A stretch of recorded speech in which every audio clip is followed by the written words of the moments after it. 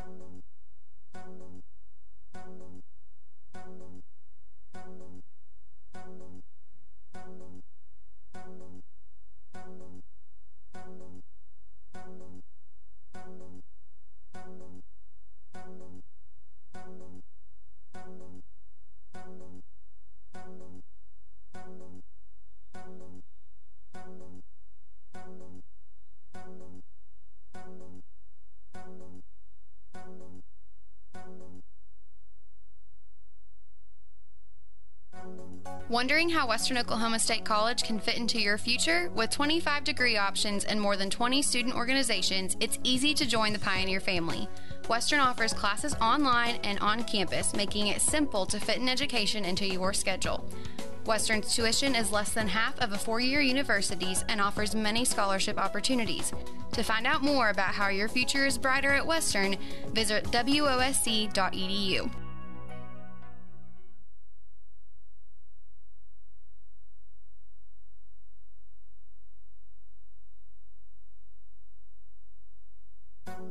Wondering how Western Oklahoma State College can fit into your future? With 25 degree options and more than 20 student organizations, it's easy to join the Pioneer family. Western offers classes online and on campus, making it simple to fit an education into your schedule. Western's tuition is less than half of a four-year university's and offers many scholarship opportunities. To find out more about how your future is brighter at Western, visit wosc.edu.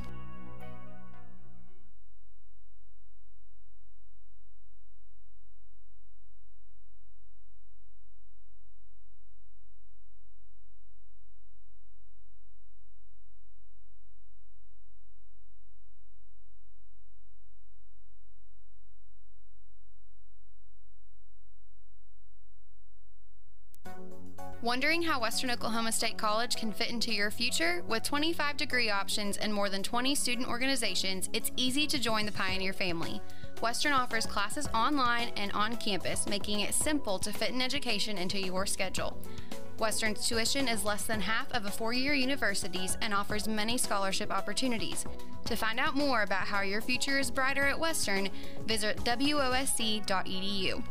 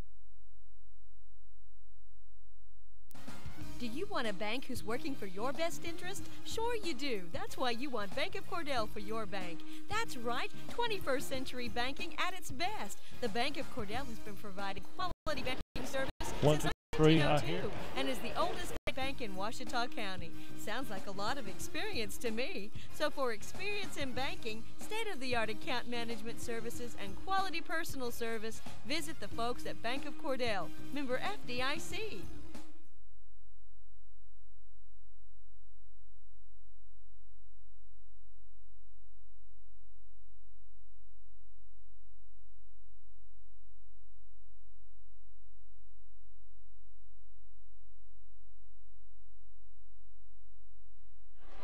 There it is. No problem. Okay, bye-bye. Good evening, ladies and gentlemen, Cordell fans. Basketball is on the air. It's available today. Finally, the season gets underway. Now, we could have had one originally scheduled for a week ago tonight for Cordell and Hobart. Hobart was still in football playoffs at the time, and they had to play Minco week before. They beat Minco, so Minco was eliminated, so we could play this ball game here tonight. And I was talking to one of the Minco people earlier, and they said, well, I think there's only about 3 or 4 basketball players that moved over to from football to basketball, so that wouldn't be too big a problem. I said, well, that's what I knew happened last year when we were here for one of the early games of the season, that they only had about 3 people come from the football team to the basketball team. And I was talking to some people yesterday down at Hobart, and I said, you know, the first game of the season is always a lot of fun because it's full contact basketball, probably the most roughest and physical ball game you see. Oh, no, it's always pretty physical. It's always pretty rough. And I said, you got to understand, the first game back out of football, these guys are still putting full body blocks on, cross blocks. They're protecting their quarterback, doing everything they can. They're tackling everything they need to do. And some of it's called basketball, some of it is room for improvement. So first game for the Cordell Blue Devils, first game for the Minco Bulldogs, first game for the Lady Blue Devils, first game for the Minco Lady Bulldogs. We're excited about this one. It's going to get underway shortly. We finally got some of our kinks worked out so you could hear this and be available and everything. Main thing is, tell your sponsors thank you. We've got this away game tonight. We'll be at home next Friday night, and then next Tuesday, a week from tonight, we'll be on the road, and then the following weekend, you're getting wound down, is the Minco tournament. So we're going to have one home ball game, and that'll be on this Friday night. And I don't have my schedule right here in front of me. I should know that, but we've been doing 1 or 2 other things getting ready for this, so trying to get rosters from these teams that were playing football last week and having them ready for this tonight. And as it is, I don't see my schedule right there, but I can tell you about that. We're going to listen in on the national anthem because we're just here, so we'll have a moment of silence and then the national anthem. You can hear it now.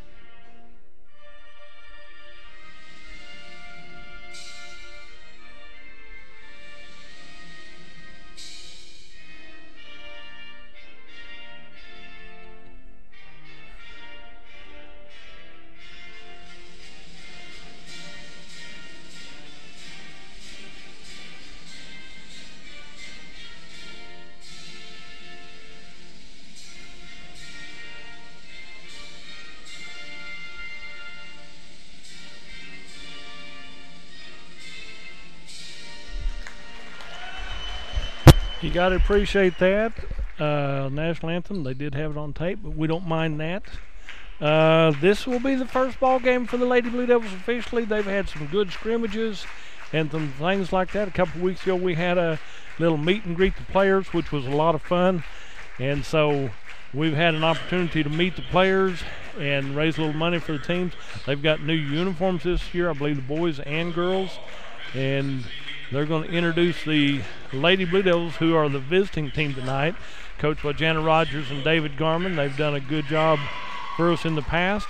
And as they come out on the field, number 00, Madison Damon. Number 3 is going to start. Number 3 is Andrea Palmer. Number 10 is Megan Brown. Number 11, Taylor Jaworski. And number 32, Casey Lee. So this is going to be an exciting bunch of girls to watch this year. We've had good teams in the past and enjoyed them. But as you get into this one, this team has been working. They've had car washes. They've done all kinds of things this summer. Had summer league. Then they got to start practicing basketball October 1. So for almost 2 months now, they've been scrimmaging and playing and practicing and getting ready for this one. And then as you get into this one with the Minco Lady Bulldogs, they're coached by Alicia Brummel. And I saw the other lady's name, but it was on another list. I don't have it in front of me right now. They didn't have rosters for us, and that's okay. And Alicia Brummel, she's been a good coach for the Minco Lady Bulldogs for a lot of years. We appreciate her and what she's done. Starting off for the Minco Bulldogs is number 11, Cassidy Franklin. Number 13 is Emmy Douglas. Number 32 is Lauren Price. Then 24, Malaya Vasquez, number 24. And number 4 is Lainey Hughes. Then the Minco Lady Bulldogs have a short bench. They have 3 young ladies on the bench, Natalie Carballo, Ashlyn Price, and Tommy Wiley. So they don't have as many on the bench as the Cordell Lady Blue Devils do. And we will get you names and numbers on that as we get closer to that. So we're looking forward for a big one, and I've heard all different things about this. Minco's always had a good team, and I've heard tell that Minco's down a little bit this year, but the Lady Blue Devils are ready to play. You got 3 good seniors starting right here. Then Andrew Palmer is a sophomore. And the other one, the ball goes out to Megan Brown on the left side. She'll cross the gymnasium. This is an east-west court. We're on the west end of the floor going from that point. And drive in on the right side. Shots put up by Casey Lee's kind of halfway blocked out of bounds, touched out of bounds by Cordell last. And so it will be possession goes to the Minco Lady Bulldogs. Well, there's Mike Sutherland. He showed up today. Probably had to stop and eat somewhere along the way, but we're glad he's here, glad he made it. And I'll try to find you a headset as we get down to that right there. So the Minco Lady Bulldogs have the ball. Casey Lee jumps in there, tears it away from her. It's a jump ball. Casey Lee goes to the floor at mid-court to get this thing tied up, and possession here goes to the Minco Lady Bulldogs. They'll inbound right here in front of the scorer's table. Inbound to the backcourt to Cassidy Franklin. Mike, how you doing? Oh, better now that I'm here. Well, sometimes it's a long road over here, and the trails take you many different directions. So we're just glad you're here. We got everything finally set up now. So yeah, once I got on the trail, it was pretty good. Long shot by the Minco Lady Bulldogs. Rebound comes back out to Lainey Hughes. Rebound comes out to Megan Brown. She'll come right side down the court to Andrea Palmer. Down to right side baseline to Casey Lee. Back out to Palmer on the right wing. Top of the key to Megan Brown. Back to Palmer on the right side. She dribbles into the paint. Corner of the free throw line. Hand that off from Madison Damon back to Andrea Palmer. Back out to Megan Brown, top of the key. Working a weave pattern out here. Finally back to Andrea Palmer. Back over to 00 Madison Damon, top of the key. Man-to-man defense by the Minco Lady Bulldogs. And the Lady Bulldogs, I think they're just playing for position right now and see what they can establish at this point. Look good so far with the ball movement. They've had that one drive partially blocked, and so really no big shots taken. Minco's taken a couple shots that wouldn't fall. They were contested shots. Lob down low, good pass down low comes to Taylor Jaworski, comes back out to Minco, take it on the left side. And it's something on Cordell, maybe too long in the lane right there, and it'll be Minco ball. Out of bounds on us. The shot went out on us. Okay.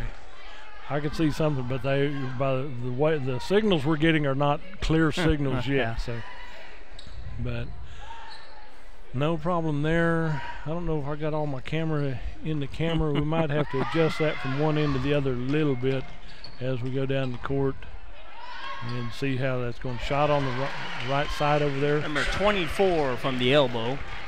Malaya Vasquez gets a nice deuce on the right side, and it's a 2-0 lead for the Minco Lady Bulldogs. Lob pass into Megan Brown. She comes back out to the right side. Ball goes out of bounds off the Lady Blue Devils for a turnover on that end of it. So it will be Minco Bulldog ball as they lead 2-0. Okay, the scoreboard down here says 2-1, so the 0 does not light up down there on that end of it. Not so all of it, evidently. Half of it's lit up. There's Carmen. And back the other way for the Minco Lady Bulldogs down to Vasquez, down to the right corner. There's a drive by Lauren Price. Ball's tipped out of bounds by Casey Lee. A good hustle right there. She cut off the passing lane there on the baseline. Good defense by Casey. They're working hard right here. They've been wanting to get out of the gates so long on this one, so it's a good place to start. Turnaround jumper from the left side by Vasquez. Ball's out of bounds off of Minco. It'll be Cordell ball as Minco leads 2-0 with 5:25 to go in the first period. Girls looking pretty good shape. Well, I imagine Jana's been running them a little bit. Working them good. So, and you know it'll just get bigger and better as we go along right here. Both teams are trying to get the lid off the bucket for the season right here. Good turnaround jump shot right side from Casey Lee, and she has her first 2 points in the ball game. We're all tied up at 2 to start this thing off. A travel called on Minco. Press defense. Defensive pressure right there in the backcourt. I think they weren't expecting that. So now Coach Rogers called that right after the basket, and that's normally how people put on their presses is, hey, score, push them. Blue Devils, now she was out of bounds. Well, maybe not. Blue Devils had problems getting the ball in right there, but they finally get it in. Now lead from the elbow, no good. Comes off, rebound goes to the Minco Lady Bulldogs. Out to number 11 is Cassidy Franklin. And a little push foul right there on who? Palmer, Andrea Palmer. She draws her first foul right there. Not a problem. Inbound by Minco. Full court pressure by the Lady Blue Devils. They didn't do this much last year, but I'm glad to see the Lady Blue Devils back on a full court pressure. So palming the ball on Minco. Turnover for the Lady Bulldogs. 2 possessions in a row. Minco Bulldogs turned the ball over because of that pressure. And Jana has always been gung-ho, full court pressure anytime, anywhere she can. Ball comes into Megan Brown at the free throw line, out to Casey Lee, drives, jump pass back over to Andrea Palmer, jump shot from the free throw line. It's a deuce. Rattles it home from the elbow, Andrea Palmer. Cordell has the first lead at 4-2. Another travel on Minco right there. That's 3 turnovers. 3 turnovers in a row. That press defense is looking pretty good. They're making them pay for it. Cordell leading 4-2. The inbound on the far side as Andrew Palmer inbounds to Megan at the top of the key. Gives it off to Megan at the top of the key now. Back over to Andrew Palmer. Palmer will go right side, top of the key.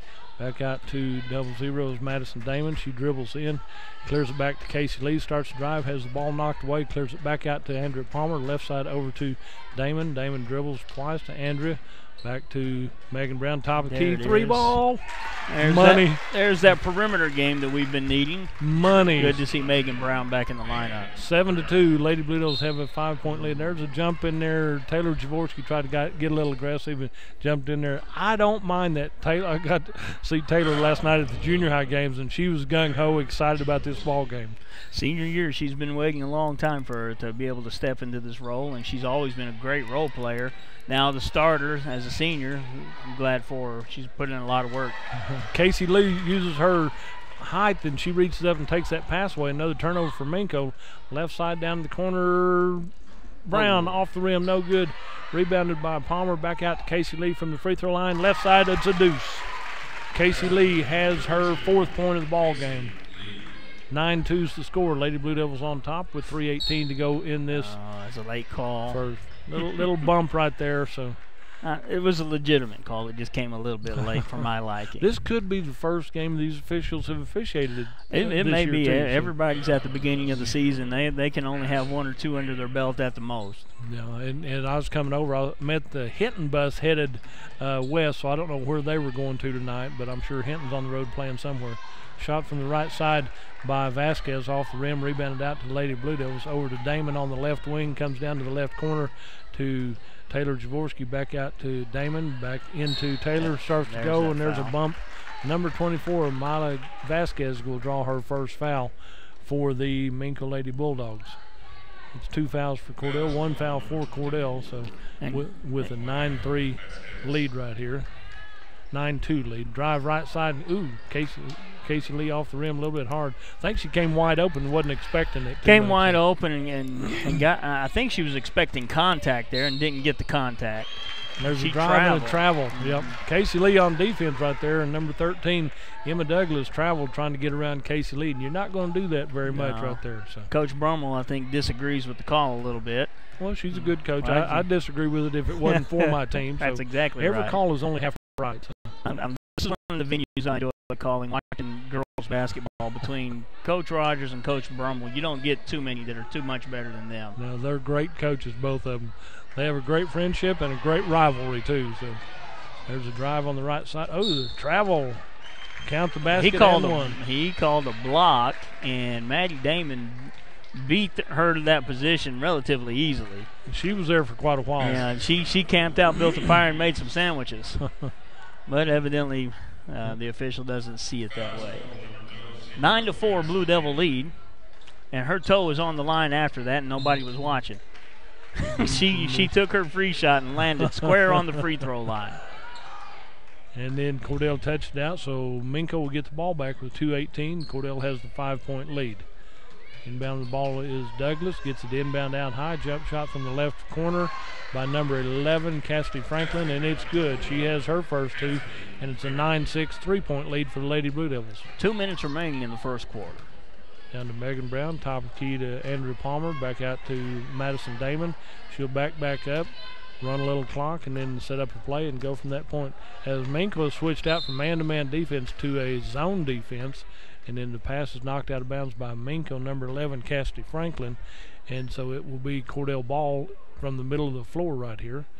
And Andrew Palmer inbounds to Damon at the top of the key. She'll go left side to Andrew Palmer, left wing to Brown.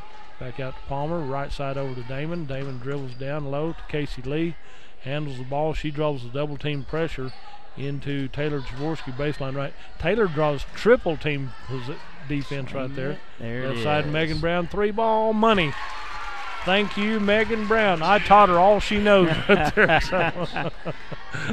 Well, she's out there at Trey Young range, way outside, and drains it. Just give me the ball. I don't care where I'm at. I can put it up right here. Still counts for a 3, whether you're at 19.9 or 28 feet. So there's a drive baseline right. Taylor Jaworski knocks that out of the hands of Mila Vasquez. And Taylor Jaworski is playing monster defense down here. Playing good ball, right? Well, Andrew Palmer, all the girls are. Casey Lee, too. So inbound to Cassidy Franklin. Drive right side off the glass. And she has her 4th point right there. Taylor Jaworski took a little bump right there. Ooh, there goes another one. Money ball right there. Who hit that? Megan Brown lighting it up from outside. Megan, was that a 3 again? That was a 3-ball. Okay, she has 3 threes right here. So I got a report that we got music playing over our tone, so Chad can check that back at the station right there if you can hear music in the headsets right there. Thank you, Greg. Appreciate it. So foul on number 10. Megan Brown draws her first foul, and on the free throw line, the Minco Lady Bulldogs will be shooting 2 free shots right here. You got to see the number for the young lady shooting right here. I didn't see her go. And she's on the line again. Yeah. She put her in. And Coach Garman is trying to point that out to the officials. That's her 2nd free throw, and it's the 2nd time she stepped on the line. It'll be Laney Hughes shooting free shots right here. But she's about a foot back when she shoots, and she jumps forward. Yeah. She hit 2 out of 2 that time. So she's 2 out of 3. She's got 4 points in the ball game for the Minco Lady Bulldogs. Cordell leads 15-10 with 35 seconds left in this first period of play. Out to Brown, top key, right side over to Palmer, into, who's new in the ball game? Number 45, Lacey Birch checks in for the Lady Blue Devils. Taylor Jaworski came out, getting a little physical in there, and they got some more physical girls on the bench right here that can play ball well. Madison Damon came out also. Let me see who else came in. Yeah, trying not to pick up the ticky-tack fouls that don't matter at this point. Palmer with the elbow actually turned into a good pass to Lacey underneath. Fighting for the ball. It goes to Minco. Good defense. Four Lady Blue Devils there. Left side shot is up by Megan Brown, and a foul on Minco. You know, just from a spectator's point of view, right now you have the Lady Blue Devils out hustling and outworking the Lady Bulldogs, and that one right there was, a good example of that. 3 Blue Devils around the loose ball. Brown good for the first one. Megan hits her first one. She better be hitting those. She practiced them enough, so that gives her 11 points in the ball game. Cordell up 17-10, a 7-point lead. So inbound to number 25 is Tommy Wiley. Puts a shot up. Rebounded out by number Camden 24, Camden Davis with the ball. Clears it out to Megan. She'll cross the timeline, dribble behind her shot back. Up, and it's up. Top of the key, off the rim. And at the first period of play, it's 17 for the Lady Blue Devils, 10 for the Minco Lady Bulldogs. We'll take a 1-minute break and be right back. You're listening to 107 The Zone on the internet and on the radio.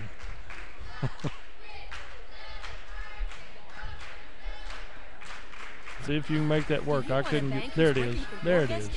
Sure you do. That's why you want Bank of Cordell for your bank. That's right. 21st century I couldn't get it to rotate a while ago. Well, they can hear me when I'm saying that. It wasn't rotating whenever they was running commercials earlier. Okay. We'll see what goes on now. So for experience in banking, state-of-the-art account management services, and quality personal service, visit the folks at Bank of Cordell. Member FDIC.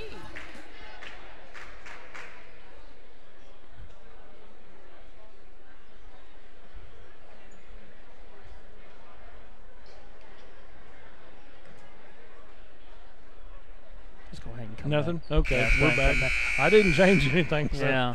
we may just have to do that. That's some software updating they did to try to make it easier, which actually just complicated it. Well, it'll get better then.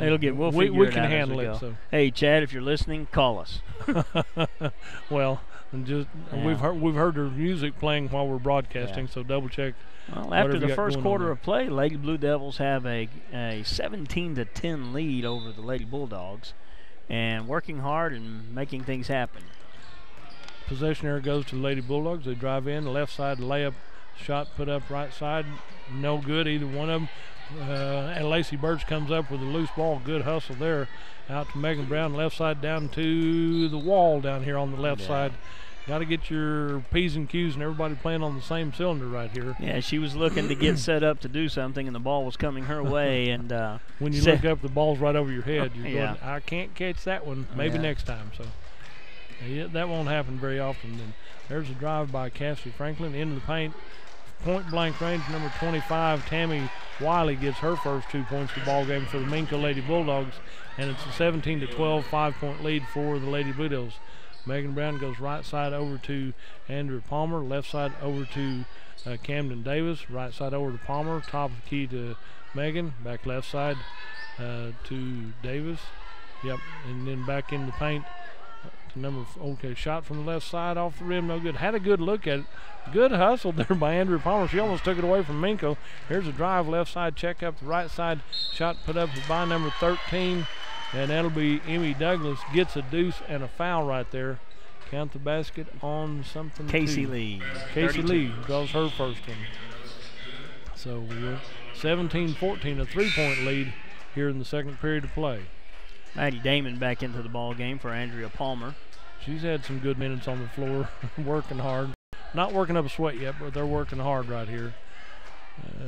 Second free shot is up, and it's good. But number 13, Emmy Douglas, gets the and one right there. So 5-0 run for the Lady Bulldogs to start the second quarter, closes the Blue Devil lead to 2.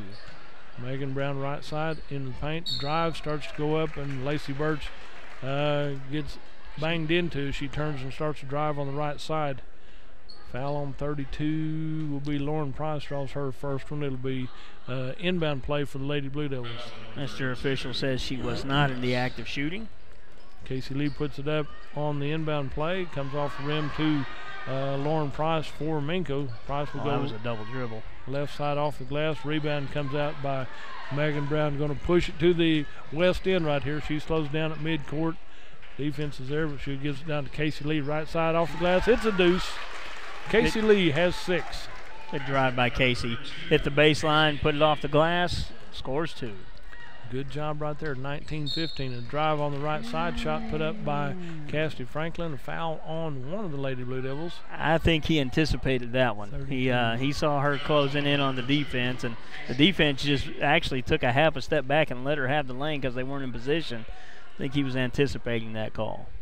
Free shot is up. And short. And the ball don't lie. Short right there, so she'll get to take one more right here. And with the score 19-15, 6:17 to go in the first half. Number 11 makes 1 out of 2 right there, so she has her 5th point of the ball game for the Minco Lady Bulldogs, making it a 3-point lead for Cordell. Chad Fox, make sure your mic is up. Who did that? Megan Brown from 3. 3 ball, is it? Okay. Okay. They're going to figure out not to let her shoot from out there here in a little while. She's only got 4 threes right now, so let's see travel by the Lady Bulldogs. That's about the 5th travel call, I believe, so far. Lady Blue Devil defense has been forcing turnovers and forcing the Lady Bulldogs into mistakes, which is pretty uncharacteristic of a Coach Brummel-led team. And I know they said this is a young Brummel team, so shot from the left side is off the rim, out of bounds by Cordell. It'll be Minco ball with 5:46 to go in this first half of play. Cordell has a 6-point lead at 22-16. This will be a different looking team come the beginning of January when we start seeing the Minco tournament and things like that. Yes, and that's what in 8 or 10 days we'll be back here for the Minco tournament. It's a 3-day tournament, so it'll be fun to see who all's there. There's a long pass to the far side. Good defense by Madison Damon. Ball comes out to Wiley on the right side out high. Ball comes back over to Natalie Carballo. Shot put up from 3-point land. Comes off the rim, and Carballo gets the rebound. Clears it back. Ooh, in and out. Stays in for number 24. Yeah. Mila Vasquez gets her first Before she got the ball, the person who passed her the ball traveled pretty well. It's just one extra step. You get a little more push on the ball when you do that. And then they look at you and they go, what? LeBron does it. Yeah, the NBA does it all the time then. Yeah. So into Casey Lee, drives right side over the right corner wing, put up from 10 by Lacey Bird. Shot is off to the Minco Lady Bulldogs coming down the right side. A step through on the right side, no good. Rebound put back up by Minco off the rim. Casey Lee comes up with the rebound for the Lady Blue Devils and clears it back out to Madison Damon at the top of the key. Left side over to number 24 is Camden Davis. Right side ball put up by good rebound. Casey Lee got the rebound, clears it back out to Lacey Birch. Back out to Damon, back left side over to Camden Davis in the paint too. Somewhere finally Damon comes up with it. Ball was batted as she passed, and it just fortunate that it split the defense. Comes in, goes back left side to Camden Davis. 3 ball. I saw her daddy down there earlier. He's not going to miss these ball games. So. She's been a little bit long, a little bit strong. She's going to find her rhythm here pretty quick. You bet. First game, drive on the right side by number 11. Takes the layup, and that'll be her 7th point of the ball game for Cassidy Franklin for the Minco Lady Bulldogs, and a 1-point lead for Cordell. 22-21. We'll take a 30-second break and be right back. You're listening to the ball game right here on 107thezone.com and Facebook. So. And Mike, it's all you. You're going to have to read these commercials for us. Tell us who your sponsors are. Yeah, how do you want to open this file? I want to be able to push the mouse and play the commercial. That's how I want to open this file. Well, just tell me what the sponsors you got listed on there. We have Bank of Cordell, Bank of Western Oklahoma. Thank you, CK Energy and Clinic Pharmacy. Cordell TV and Appliances on the list. Corn Heritage Village, as well as Edwards Jones Investing. Evans Drugs, a long-time hometown favorite. Great Plains Bank, Great Plains Youth. Greg Insurance, High Plains Bank, Hobart Stockyards, Jack's Flowers, Mike's Meats, right here Convenience Store, Shorty's Sunshine Cafe, Wheeler Ford, that used to be Brown Ford, and WOSC. All right, a good list of sponsors. Go by and tell them thank you. Over to the left side for the Lady Blue Devils is Lacey Birch back in the paint. Casey Lee puts up about an 8-footer right there. Soft touch in the lane. Casey Lee has her 8th point of the ball game, and Cordell back to a 3-point lead at 24-21 here in the second period of play. Ball comes out high, a little extra stutter step to get that shot off. Rebounded by Casey Lee.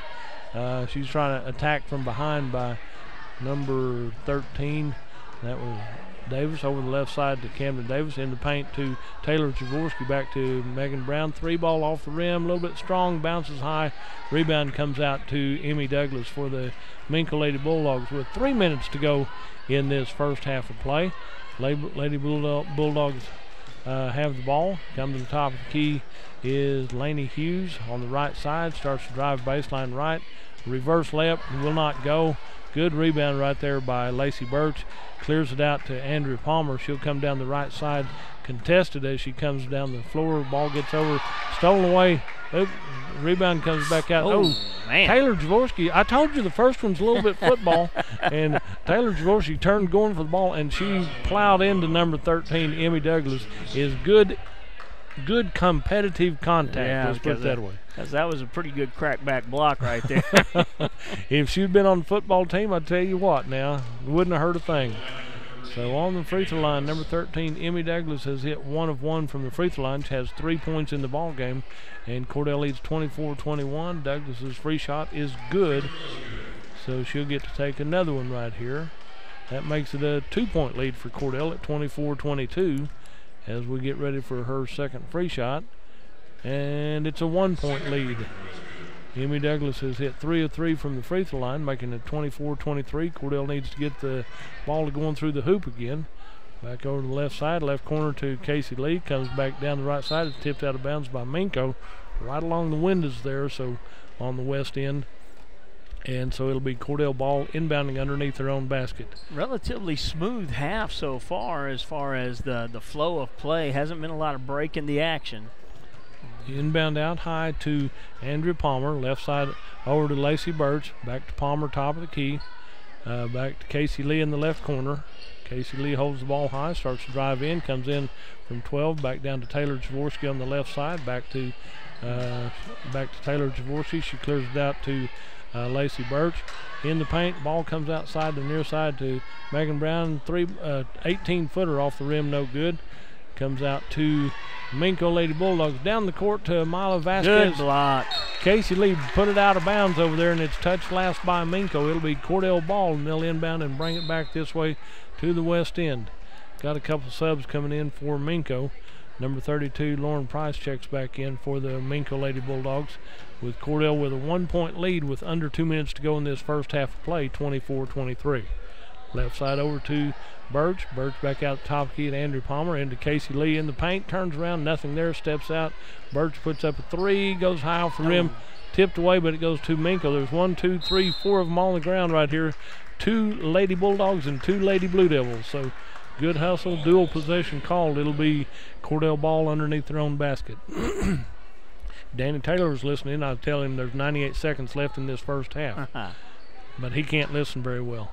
Back over the right side to Andrea Palmer. The right side to Davis. Back out to Palmer. Left side to Megan Brown. Little head fake. Back to Davis right side. 3-ball. A little bit long. And that one was Lacey Birch on the shot. Okay, Birch took the shot. And Taylor Jaworski sacrificed the body trying to tap that one back in, but they said it is already out. I don't think she'd touched out when they did that, but that was a good hustle by Taylor Jaworski. Out on the left side for Natalie Carballo. A drive in the paint by Laney Hughes. Back out on the right wing is Vasquez. Back out top of the key. Going to reset the play. 1:07 to go in this first half of play. They said, we can't run with you, so we'll stand and hold the ball with 1:03. 1 minute to go. Emmy Douglas with the ball on her right hip, standing out here. If you was watching the Harlem Globetrotters, that's where they shoot the 4-point shot from. That is where they've got a circle out there, and that's a 4-point shot, but we're not the Harlem Globetrotters, so they're going to go for 1 possession, 1 shot. Said, let them stand there. Take a little breather right here. Lady Blue Devils can run and gun or take your time, whatever you want to do. So both teams trying to go into the half with the lead. Right now, Lady Blue Devils up 24-23. Clock down to 30 seconds as ever. We're just camping out here. And if we were in church, we'd be singing that old hymn song, Camping, Camping in Canaan's Happy Land, as there's nothing going on the court right now. You want to lead us in a chorus of that while we're here? So. No, I guess not. 15 seconds. Starting to move with the 15.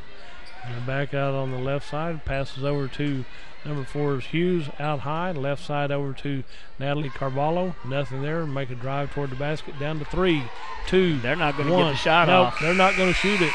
You waited a whole minute not to get the shot off. And at halftime, it'll be the Cordell Lady Blue Devils 24, the Minco Lady Bulldogs 23. We'll take a couple minutes break and be right back. You're listening to the ball game. What's all of our channels, Mike? 106.9 FM on the radio, on the internet you can find on Facebook you can find us on 107 The Zone.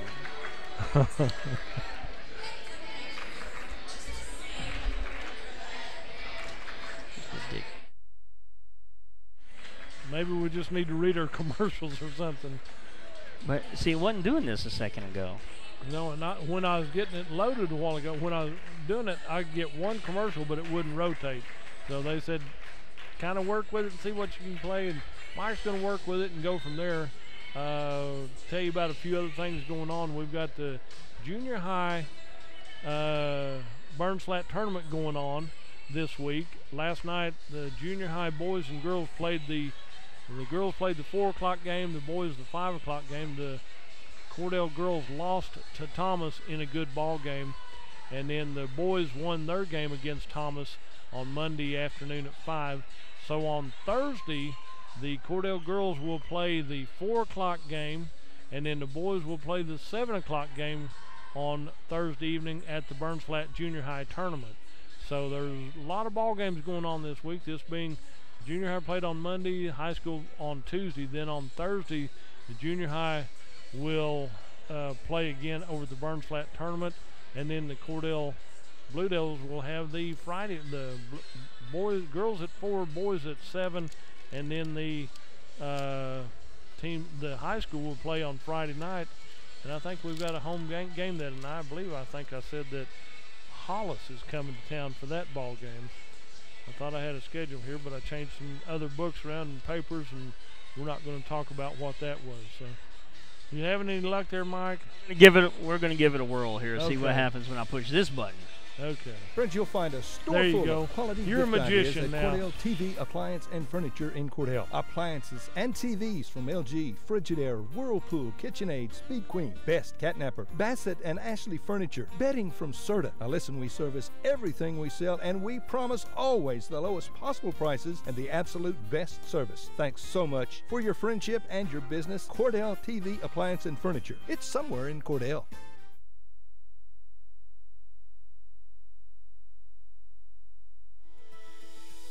Clinic Pharmacy of Cordell, a hometown family-owned and operated business, providing super quick and friendly service to Cordell and surrounding communities.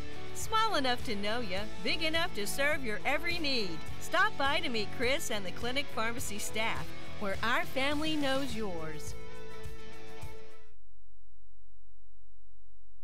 When hometown football approaches, that's when hometown shines. Bring out those hot cocoa thermoses. Bring on the team colors, shirts, and spirit. We'll be right here with you, cheering our home teams on to victory. Because nobody does hometown in Western Oklahoma like Bank of Western Oklahoma. Come bank with us. Weatherford, Cordell, Gary, Elk City, Viside, Woodward, where people come first. Online at bankofwesternoklahoma.com. Member FDIC, Equal Housing Lender. At Corn Heritage Village, we're leading the way in patient care every day, every shift, all year round. We have rooms available right now for your loved ones. Care options include skilled nursing care, long-term care, Alzheimer's, dementia, and a whole lot more. We're a nonprofit facility since 1948. Experience Nonprofit difference. When you need us, we're here. Quality care from a staff that really does care. For more information, call Stephanie, 580-302-4554, 302-4554, Corn Heritage Village in Corn and Weatherford, communities of care. From the moment you walk through the door, Jack's Flowers and Gifts on the Square in Cordell will delight your senses. We have gift items to please any recipient and new items coming in all the time, along with beautiful flowers and arrangements for every occasion. Our foremost wish is to provide you with quality service and products so we can see you returning through our door again and again. New owners Terry and Donna Jones welcome you to come in anytime and see all of the new additions and the continued traditions at Jack's Flowers and Gifts on the Square in Cordell. Do you move to the sidelines when stocks are predicted to drop? Are you waiting for some of today's uncertainties to be resolved before you invest? Hi, I'm Phil Cleaver, your Cordell area Edward Jones financial advisor. The problem with trying to time the market is you miss some of the best days in the market. The truth is, attempting to time the market has historically reduced investor returns rather than raised them. A good financial advisor can set up a consistent and smart investing strategy. Contact me today at 580-832-1106. Edward Jones, Making Sense of Investing, member SIPC.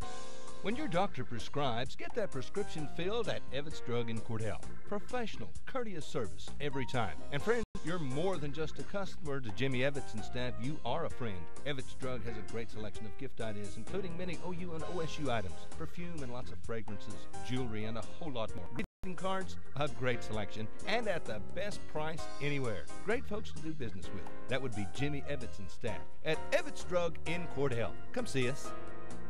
Everyone wants to be on a winning team, and that's why Great Plains Bank is a proud supporter of the Blue Devils. No matter what life may throw at you, Great Plains Bank has a play drawn up, and we're ready to go into overtime to win your business. What makes Great Plains Bank different is that we will make the extra push to get to the goal line. When it comes to your family's finances, every play counts. So pick a teammate you can trust. We want you on our team because with customers like you, we are greater together. Great Plains Bank, member FDIC and equal housing lender. Bring hope and peace to a child. Young children of all ages need homes. Please consider opening your loving home to a child in need. Children deserve to grow up in a loving, caring family. We have the services and community connections that can help foster families succeed. Contact your local youth service agency at 580-726-3383 for more details. Abused and neglected children are Oklahoma's most vulnerable population. Help is needed now. Great Plains Youth and Family Services is a proud sponsor of today's broadcast. From Farmers Insurance, we want to say go Big Blue to our Cordell Blue Devils. Come by and see us at Gregg Insurance Agency for all your insurance needs. Your Farmers Insurance agent. Stop by South Market in downtown Cordell. Go Big Blue! High Plains Bank, located at 200 North College Street in Cordell, is the place to handle all of your banking needs. We offer competitive rates on mortgages, vehicle, commercial, and ag loans, along with friendly customer service. At High Plains Bank, we always have a cup of hot coffee or a cold drink waiting for you. High Plains Bank, community-driven and a proud supporter of the Cordell Blue Devils, member FDIC and an equal housing lender. Hi, this is Terry Jones at Sunshine Cafe in Cordell. Don and I just wanted to thank all of our customers for their business and support over the years. We so enjoy seeing you come through our doors, and we love serving you good food every day. If you haven't eaten at the Sunshine Cafe in Cordell, come see us. There's nothing like a little sunshine in the morning for lunch and for dinner. We'll warm up your day at the Sunshine Cafe on the Square in Cordell. All right, we're getting ready to come back for the second half here. Blue Devils lead this one by 24-23 halftime score.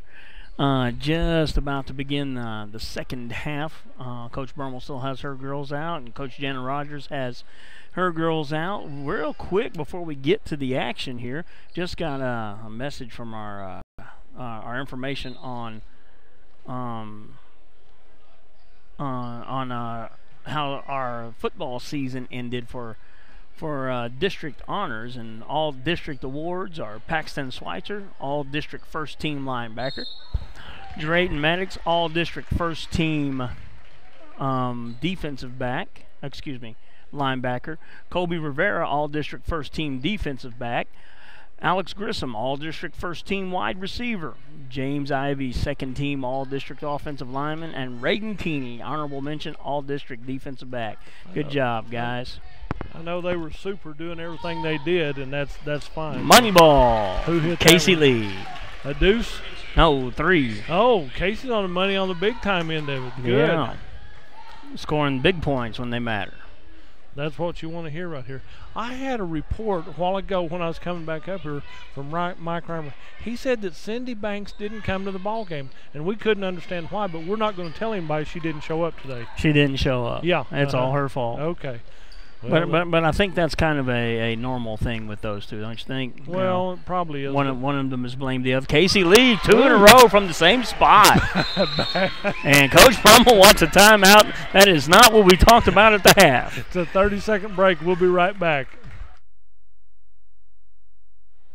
Hey Blue Devil fans, I'm Mike Reimer with Mike's Meats in Cordell. I have a great selection of fresh cut steaks, roast, pork, and chicken. Meat packs for every budget and fresh ground beef every day. Bring your ice chest. The quality of meat and prices are worth the trip. I am a meat and more store. Besides excellent meat, we offer seasonings, kitchen gifts, and my beef jerky chips make a great snack. I'm located at 107 North Market Street, right across from the courthouse in Cordell. Oh, you gotta love it. We're just talking about Mike and then into the commercial and stuff. I've had smoked sausages, pork chops, and steaks. They are all good. And the hamburger meat, I was telling Chad the other, is the leanest hamburger meat I've seen anywhere. So that's good to go. I highly recommend it. So go ahead. Okay, for the Minco Lady Bulldogs, they have the ball on the west end here, down to number 32, Lauren Price. She drives baseline right, guarded closely there by Megan. Back out top of the key, a drive in the paint, shot put up, rebounded by Casey Lee. She's done everything in this ball game and she's done a super job all the way through. Madison Damon with the ball, back to Casey Lee, left side. She's on her spot. Don't let her open. Oh, it's okay. 30-23, a 7-point lead for Cordell.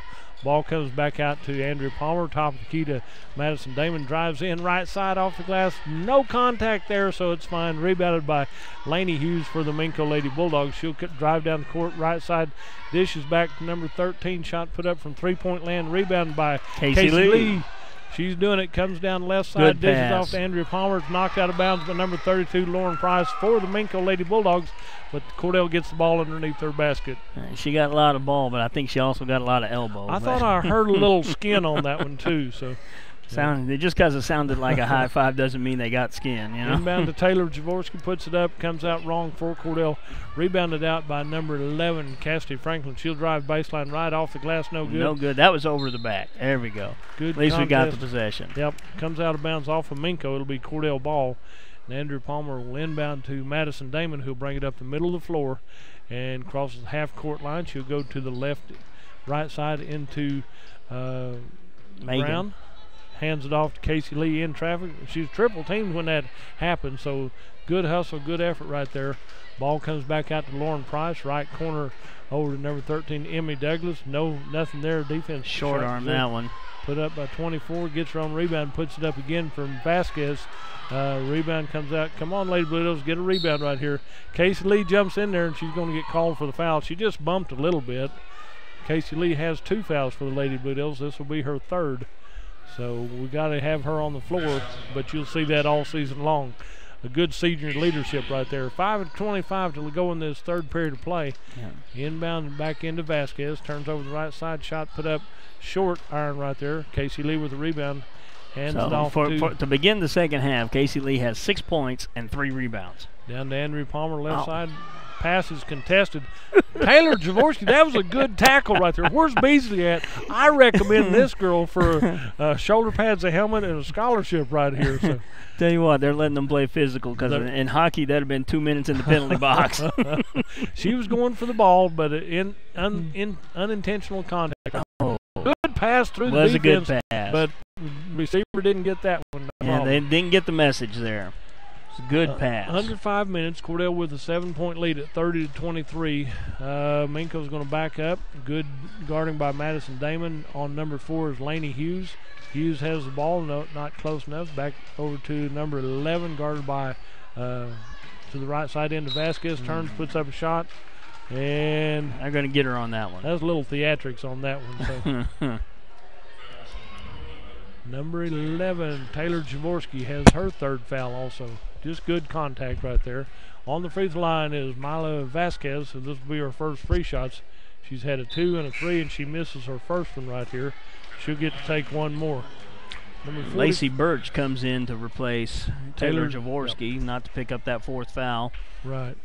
They're playing hard and playing physical. Get a little more physical, no problem here. So Vasquez makes her second attempt at the free throw line, gives her 6 points in the ball game, and a 6-point lead for Cordell at 30-24 with 4.5 left in the third period of play.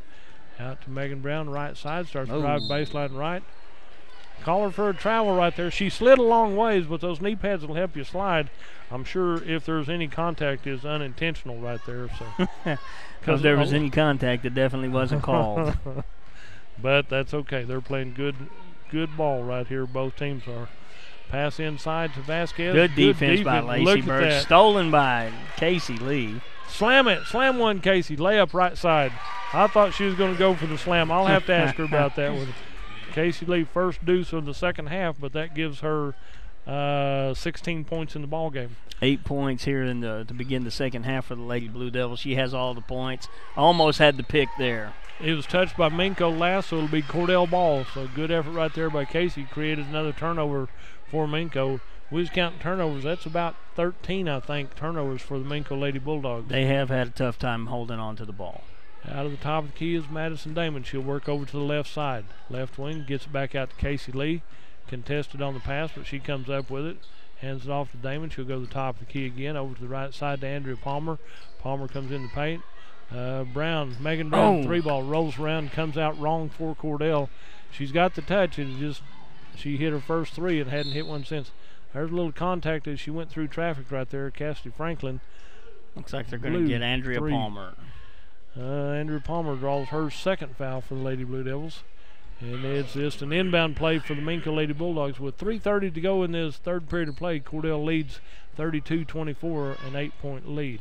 Oftentimes when you got to have a young team early in the season, they look uncomfortable on the floor. But I'm looking at several of our sophomore girls on the floor right now, and they seem real comfortable. Timeout on the floor. We'll take a 30-second break and be right back. You're listening to the ball game on 107 The Zone, etc. Fresh and made to order just the way you like it. Or a great tasting quarter-pound hamburger for only $2 after 4 o'clock. And sometimes you just want a great salad bar any time of the day. And daily specials? That's a fantastic idea, too. Well, we've got the place that'll make that happen right here in Cordell. Shorty's, just east of the traffic light in Cordell. Shorty's is even open late after every home football game. So find your coupon in the Blue Devil football program. That's Shorty's in Cordell. Go Blue Devils.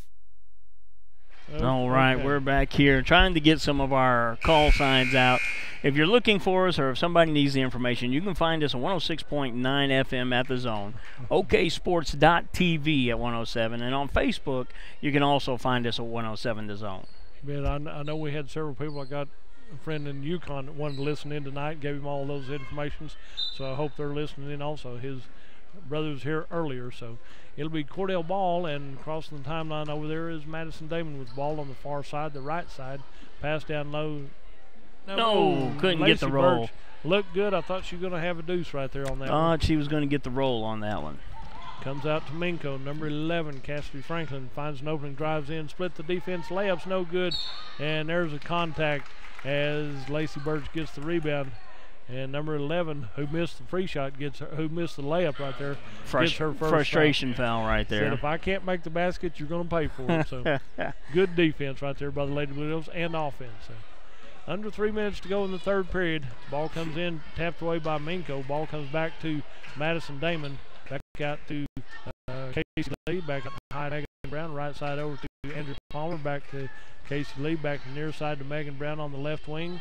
Nothing there. We're looking for something open. There's good contact down below right here.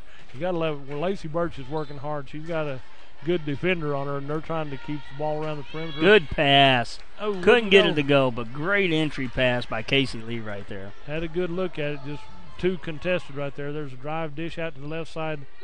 Andrew Palmer's all over that on defense right here. Just leaned on her a little bit. Out to Vasquez over the right side to Hughes. Hughes goes back to the top of the key.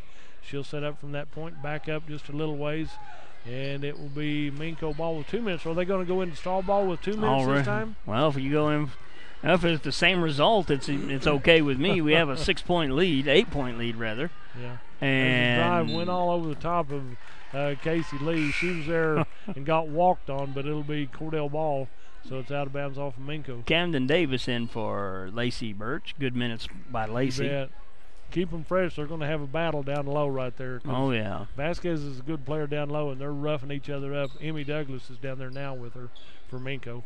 Over on the far side to Camden Davis, into Megan Brown on the right side. Starts to dribble through traffic. Ball's on the floor. 1, 2, 3 of them on the floor. Ball comes out.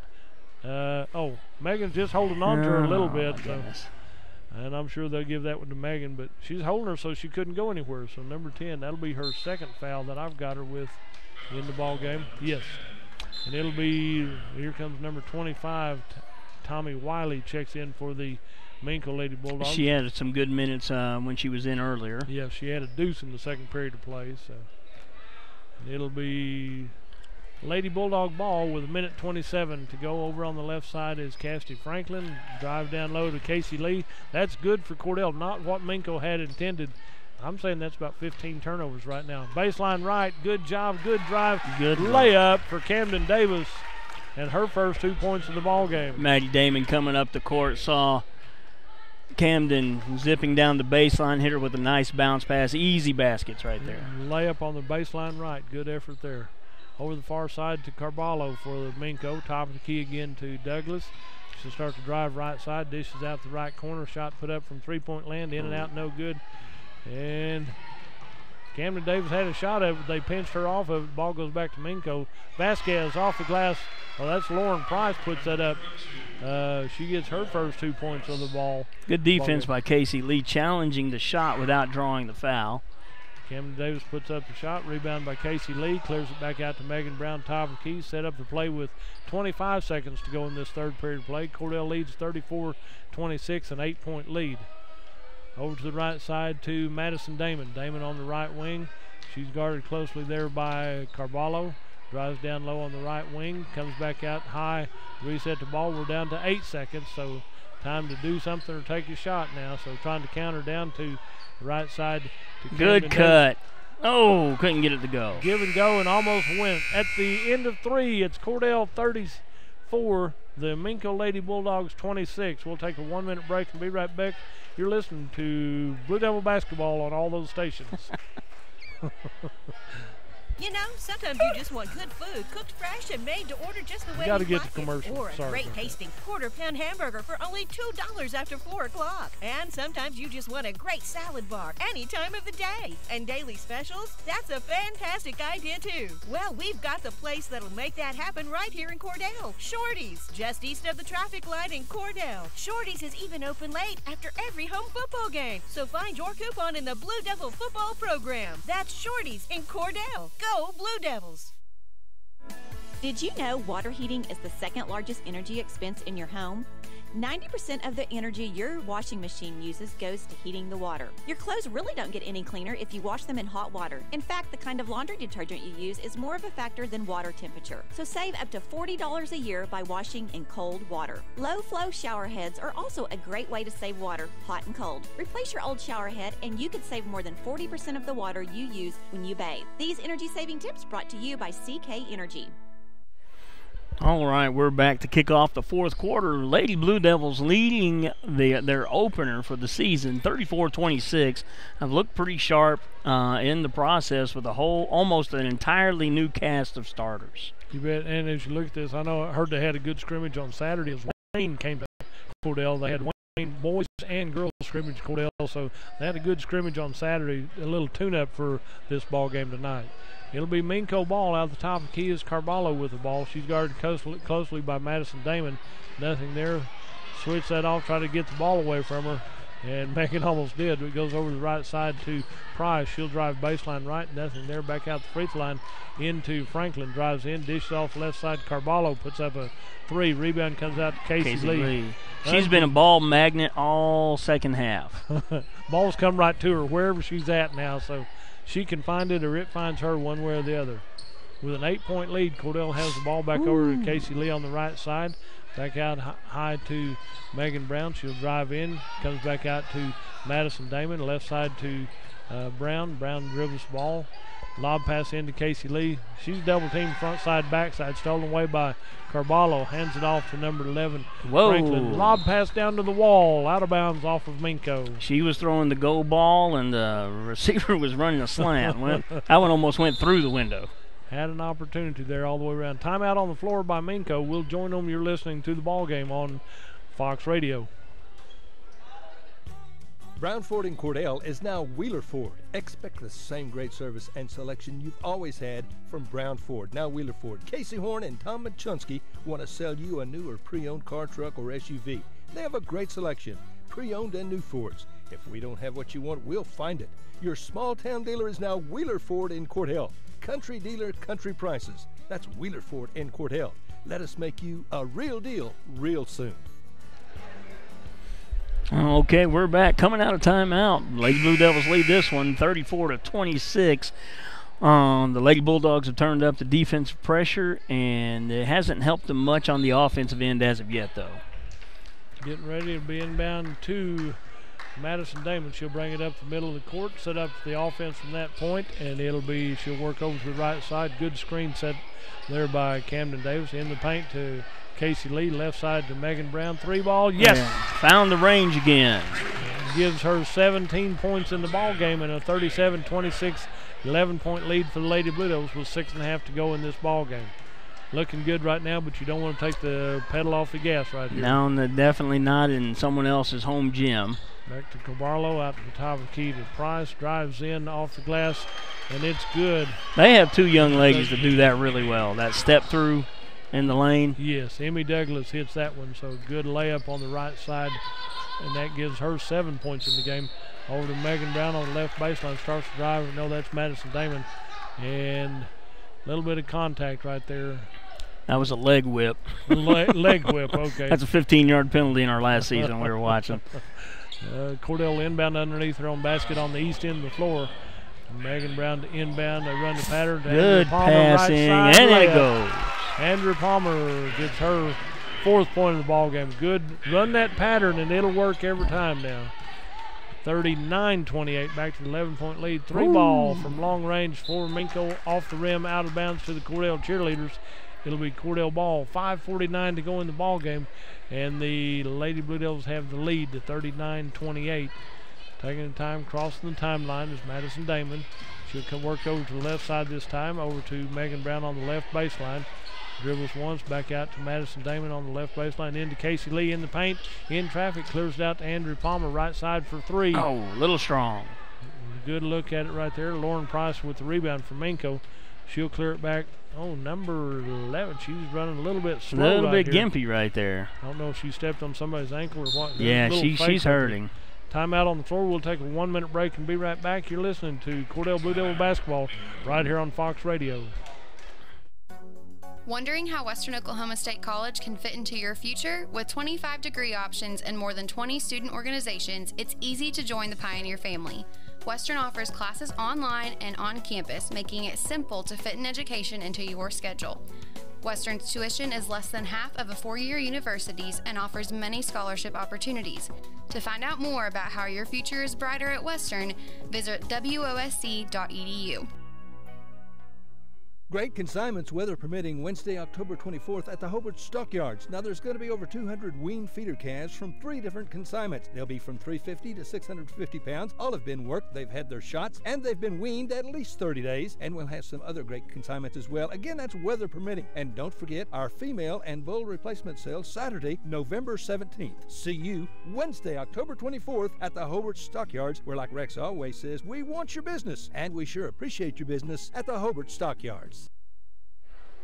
All right, we're back here coming out of timeout. Lady Blue Devils lead this one by 11, 39-28, 5:19 remaining in the ball game. You know, it's looking good right now. The Lady Blue Devils are in cruise control. Let's just keep it up, because in about 10 days we'll be back here for the Minco tournament, and then you're going to have a little more pressure. These teams have been seen, and they'll know a little bit more about each other by that point. Yeah, once they get you on film, they can plan against you. They never quite know early on in the season. Well, I sat with the Geezers yesterday at the junior high tournament, and they can tell you everything about every team you're going to see, and they have good information for you all the way around. Minco loses the ball out of bounds on the baseline on the right side, so it'll be Cordell ball. No damage done on that possession right there. Now, what you did not say is that the information's accurate. They tell me it's accurate. Should I believe everything they tell me? Well, you should. If you're going to believe them, you might as well believe David Payne on the weather. Well, they paid to be wrong most of the time, so. But I'm not going to mention names, but they all sit on the geezer bench every time you see them. So there's a good hustle right there by Casey Camden Lee. Davis. She tipped it out of bounds, got it away from Minco, and then Casey touched it out. So good hustle defensively for Cordell. 4.5 minutes remaining. Shot on the left side, rebounded by number 4, puts it back in, and Lainey Hughes gets her 6th point of the ball game, her second deuce to go in this ball game. And it's a 39-30 lead for the Lady Blue Devils. Andrew Palmer, left side baseline drive. The shot is up, and she's fouled probably by number 11. Yeah. The way Cassidy Franklin reacted to that. Yeah, so, the way she's reacting. I didn't mean to touch her like that. That's only her second foul called in the game. So probably been more contact from top to bottom anywhere. And she's been pretty effective for the Lady Bulldogs, rather. So first one bounces off wrong for Andrea Palmer. She should make this one, get the range on the first one, and make the second one right here. She has 4 points in the game already. Off the Casey Lee with the rebound, and she draws the foul. She gets hammered by number 4, Lainey Hughes. Oh, she's going to give that to 13, Emmy Douglas, I think. 24. That 24 is who Vasquez. I think they got, Okay. Vasquez. Yeah.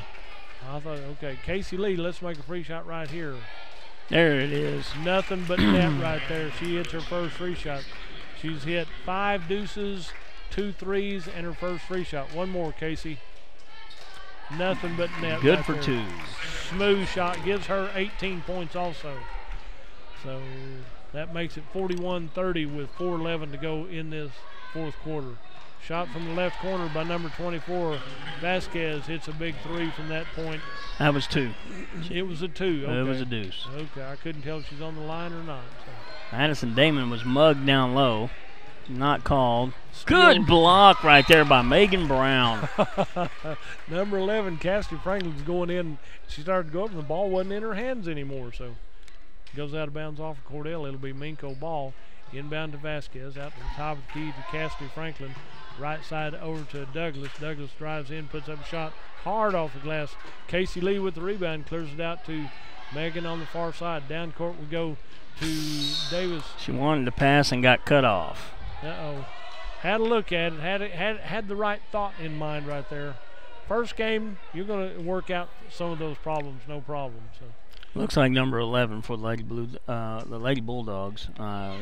She's having ankle trouble right there. Well, I thought they might take her out a while ago when they called that timeout, but she's back in here. Probably was senior and said, I want to play, just leave me in here. Yeah. So going to drive to the right side to Hughes. Hughes starts to dribble. She's guarded closely by Camden Davis. Drives around, puts up a shot, and down to 3 minutes left. Lady Blue Devils lead by 7. 41-34 with the ball over to Megan Brown, top of the key. Starts to dribble, clears it out to Andrew Palmer. Back in the paint to Casey Lee, and a foul called somewhere. On number 24. So 24, Vasquez will draw her third foul right there. Taylor Jaworski checks back in. And defensive substitution, Camden Davis is coming off. Come out for take a little breather right here. Good effort right there by Camden Davis for her minutes on the floor. Back into Madison Damon, back over to Andrew Palmer. Andrew Palmer drives in, puts up a 10-footer. Oh, off the rim, no good. Rebounded by Vasquez, clears it down court. Drive in, checks up right she drug side. it. Stutter step. Cassidy Franklin had a nice, easy 5-foot jumper, drug that foot, and called for the travel. Less than 3 minutes left. Blue Devils holding on to a 7-point lead. Inbound on the far side to Madison Damon. See some press now. Up to Casey Lee, comes back over to Andrew Palmer. Left side, picks up her dribble, gets it back to Casey Lee in traffic. Boy, they missed her on the baseline. Oh, Taylor Jaworski made a good move. She was wide open down there. There's nobody around her. And by the time you call for it, defense will cover up on you. Ball comes back out to... Ooh, she traveled. Oop. Moved her plant foot. Okay, good effort by Megan Brown. That's probably the best defense Minco's put on tonight right there. That's the best defense they played. Desperation time. They're down by 7. 2:28 remaining in the ball game. So inbound right here to the Minco Lady Bulldogs. Number 11 with ball, Cassidy Franklin. Still kind of slow on that one ankle right there. Left side over to Carballo. Carballo hands it off to Douglas. Douglas drives in the paint, puts up a shot from 10. Stutter step through there, yeah. I love when they call that because they're taking an extra step doing it. Yes, they are, and it's the fundamentals of the game. Fundamentals of the game. First thing you learn how to do is dribble so you don't travel. And it's hard to get them to do that. Madison Davis, the ball down to Taylor Jaworski, goes a little wide, clears it out to Cassie Franklin. Lead pass goes down the left side over the right side to Douglas. Douglas puts up about a 12-footer off She's the over rim. the back. Rebounded by number 32's Price. Oh, same Casey team. Lee. Casey Lee bounced out of bounds off of Cordell. Good effort. Minute 53 to go in the ball game. Cordell with a 7-point lead at 41-34. And it'll be an inbound play for Minco. 3, 4, 5. Okay.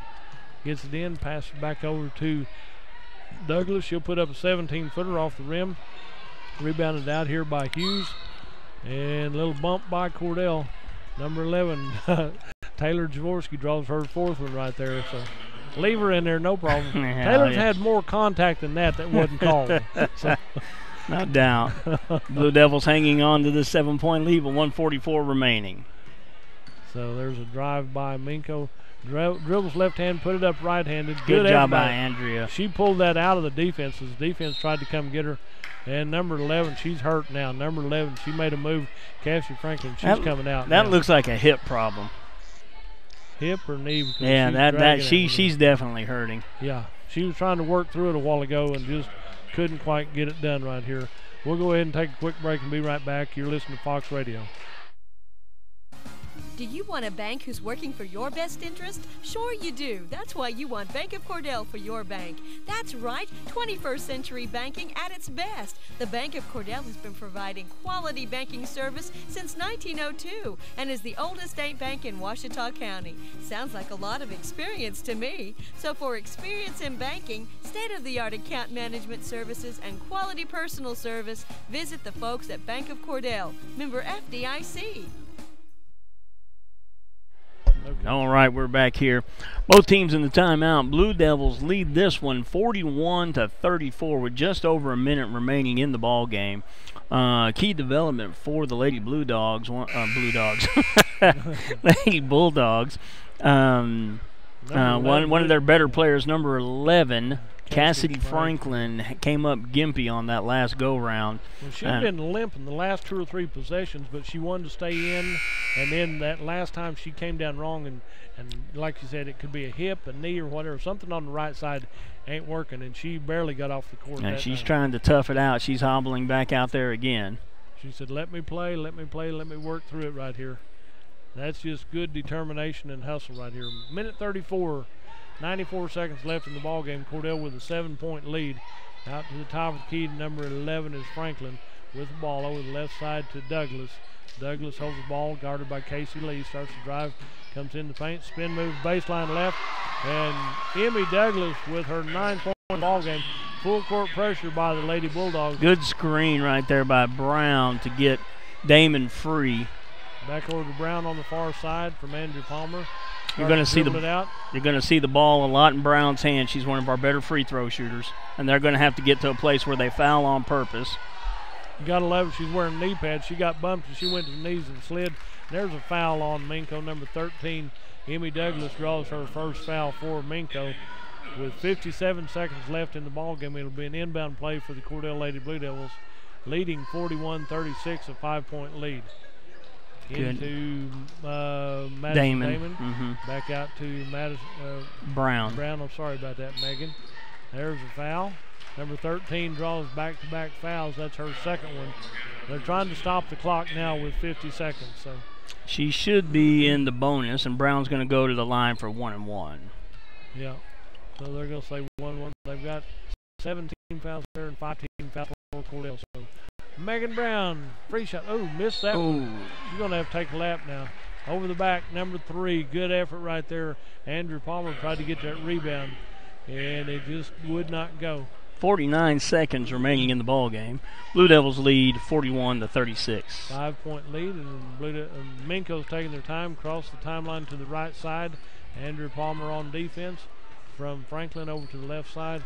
Shot put up from 21 feet. Air ball out of bounds. Air stayed inbound. Rebounded by Carballo with 30 seconds to go in this ball game. Shot off the glass right side. Carballo gets the rebound. Come on, and Taylor Jaworski reached in there and blocked that one. and Taylor Jaworski will just foul out of the ball game. Good play, good effort right there, and Taylor draws number 5. I tell you what, I'm proud of her effort tonight, first ball game of the season right here. So there's been a lot more contact other places on the court that was not a foul, so we'll call that one. That's okay. Well, where they got her is the reach round. Yeah, she reached all the way around, and that's going to happen. In comes Camden Davis for Taylor Jaworski. She's a little frustrated. Last night at the junior high game, she's ready for this one. She's played a great game. Didn't have any points, but she played a great game tonight. So, and to get the hometown rim roll. Carballo hits her first points of the night right there from the charity stripe with 27 seconds left. Misses that one. Rebound comes out to Casey Lee. And she's bumped big time by number 11, Cassidy Franklin. We get to go to the other end and shoot free shots again. Cassidy Franklin draws her third foul. And this is what you want. You want your seniors on the line. It looks like we're going to get a timeout before we do that. He's saying a full timeout. So we'll take a 1-minute break and be right back. You're listening to Blue Devil Basketball right here on 107thezone.com, Facebook, and on the radio. Friends, you'll find a store full of quality gift ideas at Cordell TV, Appliance, and Furniture in Cordell. Appliances and TVs from LG, Frigidaire, Whirlpool, KitchenAid, Speed Queen, Best, Catnapper, Bassett, and Ashley Furniture. Bedding from Serta. Now listen, we service everything we sell, and we promise always the lowest possible prices and the absolute best service. Thanks so much for your friendship and your business. Cordell TV, Appliance, and Furniture. It's somewhere in Cordell. Okay, we're back. Under 30 seconds remaining in the ball game. I believe the clock said 27 when we went to timeout. Am I correct? Yes. Blue Devils holding on to this lead, 41-37, with Casey Lee going to the line for the front end of a 1-and-1. Been a well-contested ball game, and just in comparison from what we've seen in the past, Jana Rogers always has her girls as ready as they can be. They're always prepared for the ball game, and here we are. They hold the lead late in the game with 25.1 seconds remaining. Casey Lee going to the line for the front end of a 1-and-1. Casey Lee last time at the free throw line hit 2 of 2 from the free throw line. Let's have another one, Casey. There's 3 of 3, rips the net right there, so she'll get to take one more. That makes it a 2-possession ball game. With 42-37, a 5-point lead. Casey, let's take another one.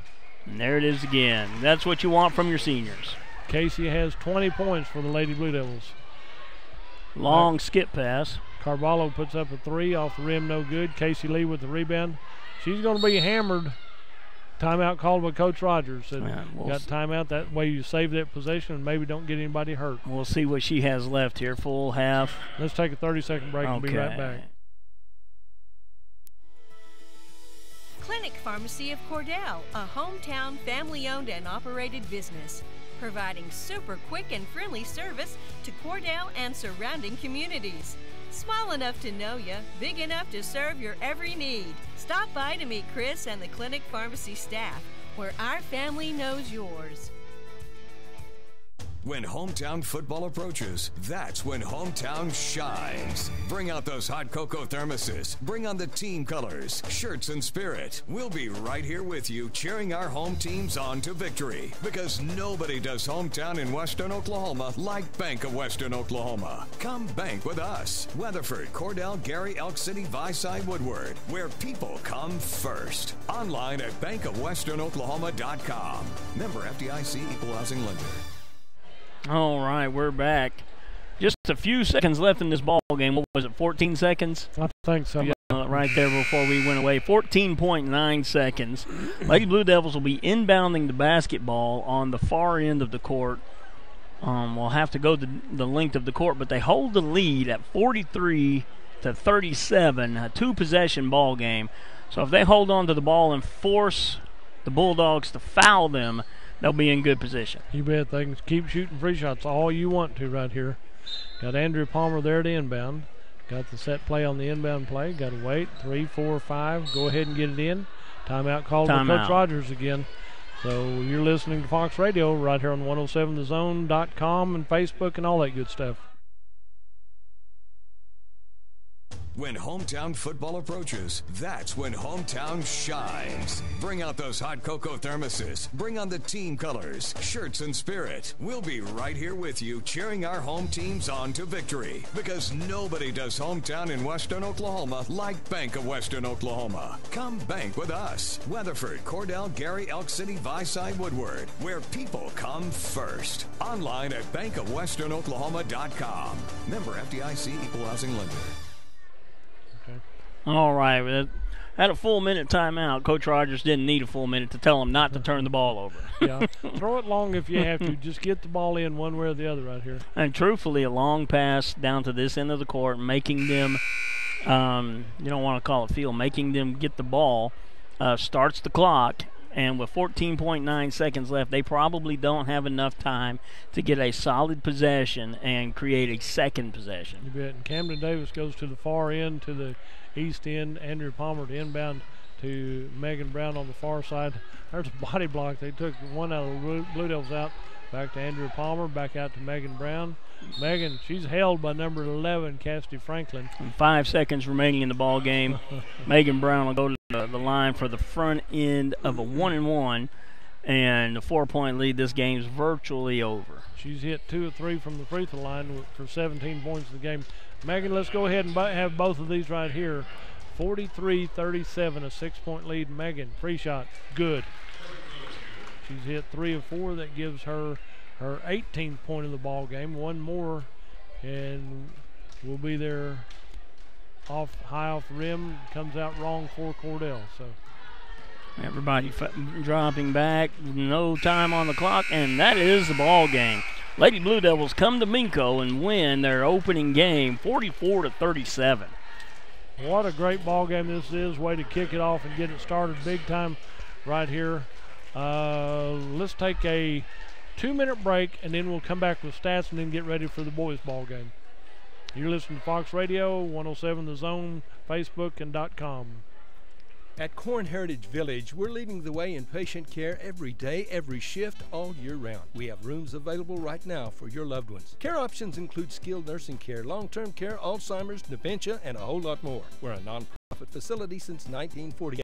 Experience the nonprofit difference. When you need us, we're here. Quality care from a staff that really does care. For more information, call Stephanie, 580-302-4554, 302-4554. Corn Heritage Village in Corn and Weatherford, communities of care. From the moment you walk through the door, Jack's Flowers and Gifts on the Square in Cordell will delight your senses. We have gift items to please any recipient and new items coming in all the time, along with beautiful flowers and arrangements for every occasion. Our foremost wish is to provide you with quality service and products so we can see you returning through our door again and again. New owners Terry and Donna Jones welcome you to come in anytime and see all of the new additions and the continued traditions at Jack's Flowers and Gifts on the Square in Cordell. Do you move to the sidelines when stocks are predicted to drop? Are you waiting for some of today's uncertainties to be resolved before you invest? Hi, I'm Phil Cleaver, your Cordell area Edward Jones financial advisor. Problem with trying to time the market is you miss some of the best days in the market. The truth is, attempting to time the market has historically reduced investor returns rather than raised them. A good financial advisor can set up a consistent and smart investing strategy. Contact me today at 580-832-1106. Edward Jones, Making Sense of Investing, member SIPC. When your doctor prescribes, get that prescription filled at Evetts Drug in Cordell. Professional, courteous service every time. And friends, you're more than just a customer to Jimmy Evetts and staff. You are a friend. Evetts Drug has a great selection of gift ideas, including many OU and OSU items, perfume and lots of fragrances, jewelry, and a whole lot more. Greeting cards, a great selection, and at the best price anywhere. Great folks to do business with. That would be Jimmy Evetts and staff at Evetts Drug in Cordell. Come see us. And as we come back to the stat part of this ball game, the Cordell Lady Blue Devils win their first ball game by a good score of 44-37. So getting it started off right here for a good start for the Lady Blue Devils, getting the wheels on the trailer, getting it headed the right direction, that's no problem. If you've looked at the schedule and seen the big schedules and then your handheld ones, you know we're scheduled for a ball game last Tuesday night, but the Tuesday before Thanksgiving.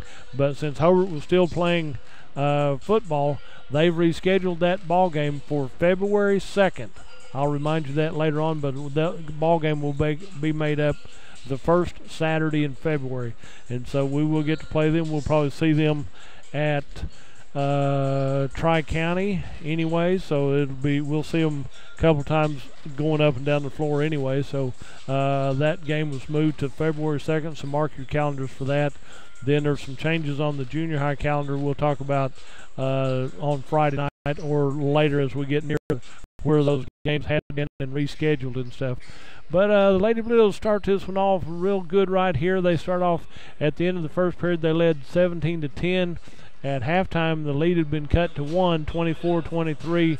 At the end of 3, it was back to an 8-point lead at 34-26. And then they win this one by a lead of 7 at 44-37.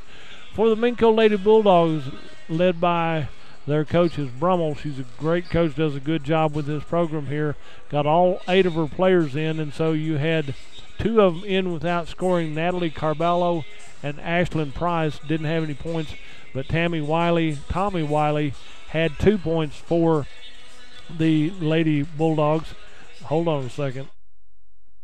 Okay. And then Lauren Price, number 32, she had 2 points. Then moving up the list right here, number 11, Cassidy Franklin, she wound up having fouls to give right there, and so she wound up with 4 fouls, but she had 7 points, 3 deuces and a free shot. Lanny Hughes had 8 points. She had 3 deuces and 2 from the free throw line. Then Emmy Douglas led the Lady Bulldogs in scoring with 9 points as she had 3 deuces and 3 from the free throw line for her 9 points right there.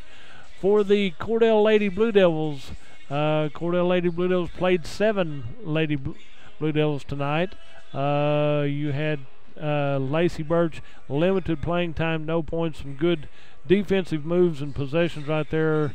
And then Madison Damon did a lot of ball handling, didn't have to get in and shoot very much. She didn't have any points, but Taylor Jaworski was working down low. She was putting up with the big girls from Minco and working hard right there, getting banged around pretty good.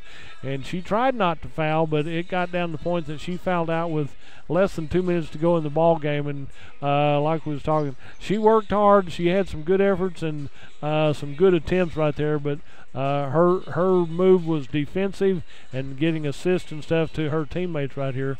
Then we'll move over here. Camden Davis came in there. She had 2 points. She hit a 2 in the third quarter right there, which helped out. Then Andrea Palmer winds up with 4 points. She hit a deuce in the first period and the fourth period. Then you had 2 of them did the scoring right here for the Cordell Lady Blues. Megan Brown started off the tone of the evening. In the first period, she hit 3 threes in a row and then 2 deuces. She had 11 at the end of the first quarter. She hit another deuce in the second quarter for 14. And then in the fourth period, she hit another 3 and a free shot. So she winds up with 5 threes and 3 from the free throw line for 18 points. Great outing right there, any way you want to look at it.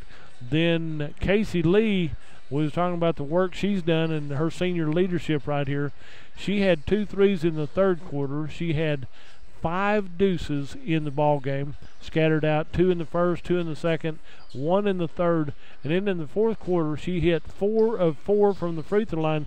So she leads all scorers for the Cordell Lady Blue Devils with 20 points on the night right here. So Casey Lee, we got a wager going on. You know what it is. We're looking forward to it, and keep up the good work right here. What a great ball game for the Cordell Lady Blue Devils as they win their first one 44-37. They'll be home on Friday night to Hollis, and so we're looking forward to a home ball game. Pack the house on Friday night for that game. Junior high will be playing in the Burns Flat tournament on Thursday. The 4 o'clock game for the girls, the 7 o'clock game for the boys. So you got ball games every night this week, virtually, if you want them. So Thursday night, junior high at Burns Flat. Friday night, the Lady Blue Devils will be at home. And then Saturday, it's Big 12 championship. So it's a ball game somewhere. So are you there? There you are. I'm there now. Yeah, there's a ball game somewhere. Ball game somewhere. There's always a game going on somewhere. And Cordell America early on, first move Cordell from Ardmore, it felt like Cordell rolled up the sidewalks at night at about 6 o'clock, especially around wintertime. Absolutely, absolutely. And if you wanted nice weather and to be inside where it's warm, that's where you had to go, was come inside to a ball game. So. That's exactly right. Huh? Paul Pankhurst wants to do an interview. Yeah. Paul, we'll put him to work now. So yeah. He's our athletic director. Yeah. We're going to put him to work right here. So, but we appreciate his efforts. So give me your list. I want to mark down some of the Minco boys while we hear from some of our commercials right here. All right, you're listening to 107 The Zone. You can find us on oksports.tv at 107 The Zone, and at Facebook you can find us at 107 The Zone. We'll be right back.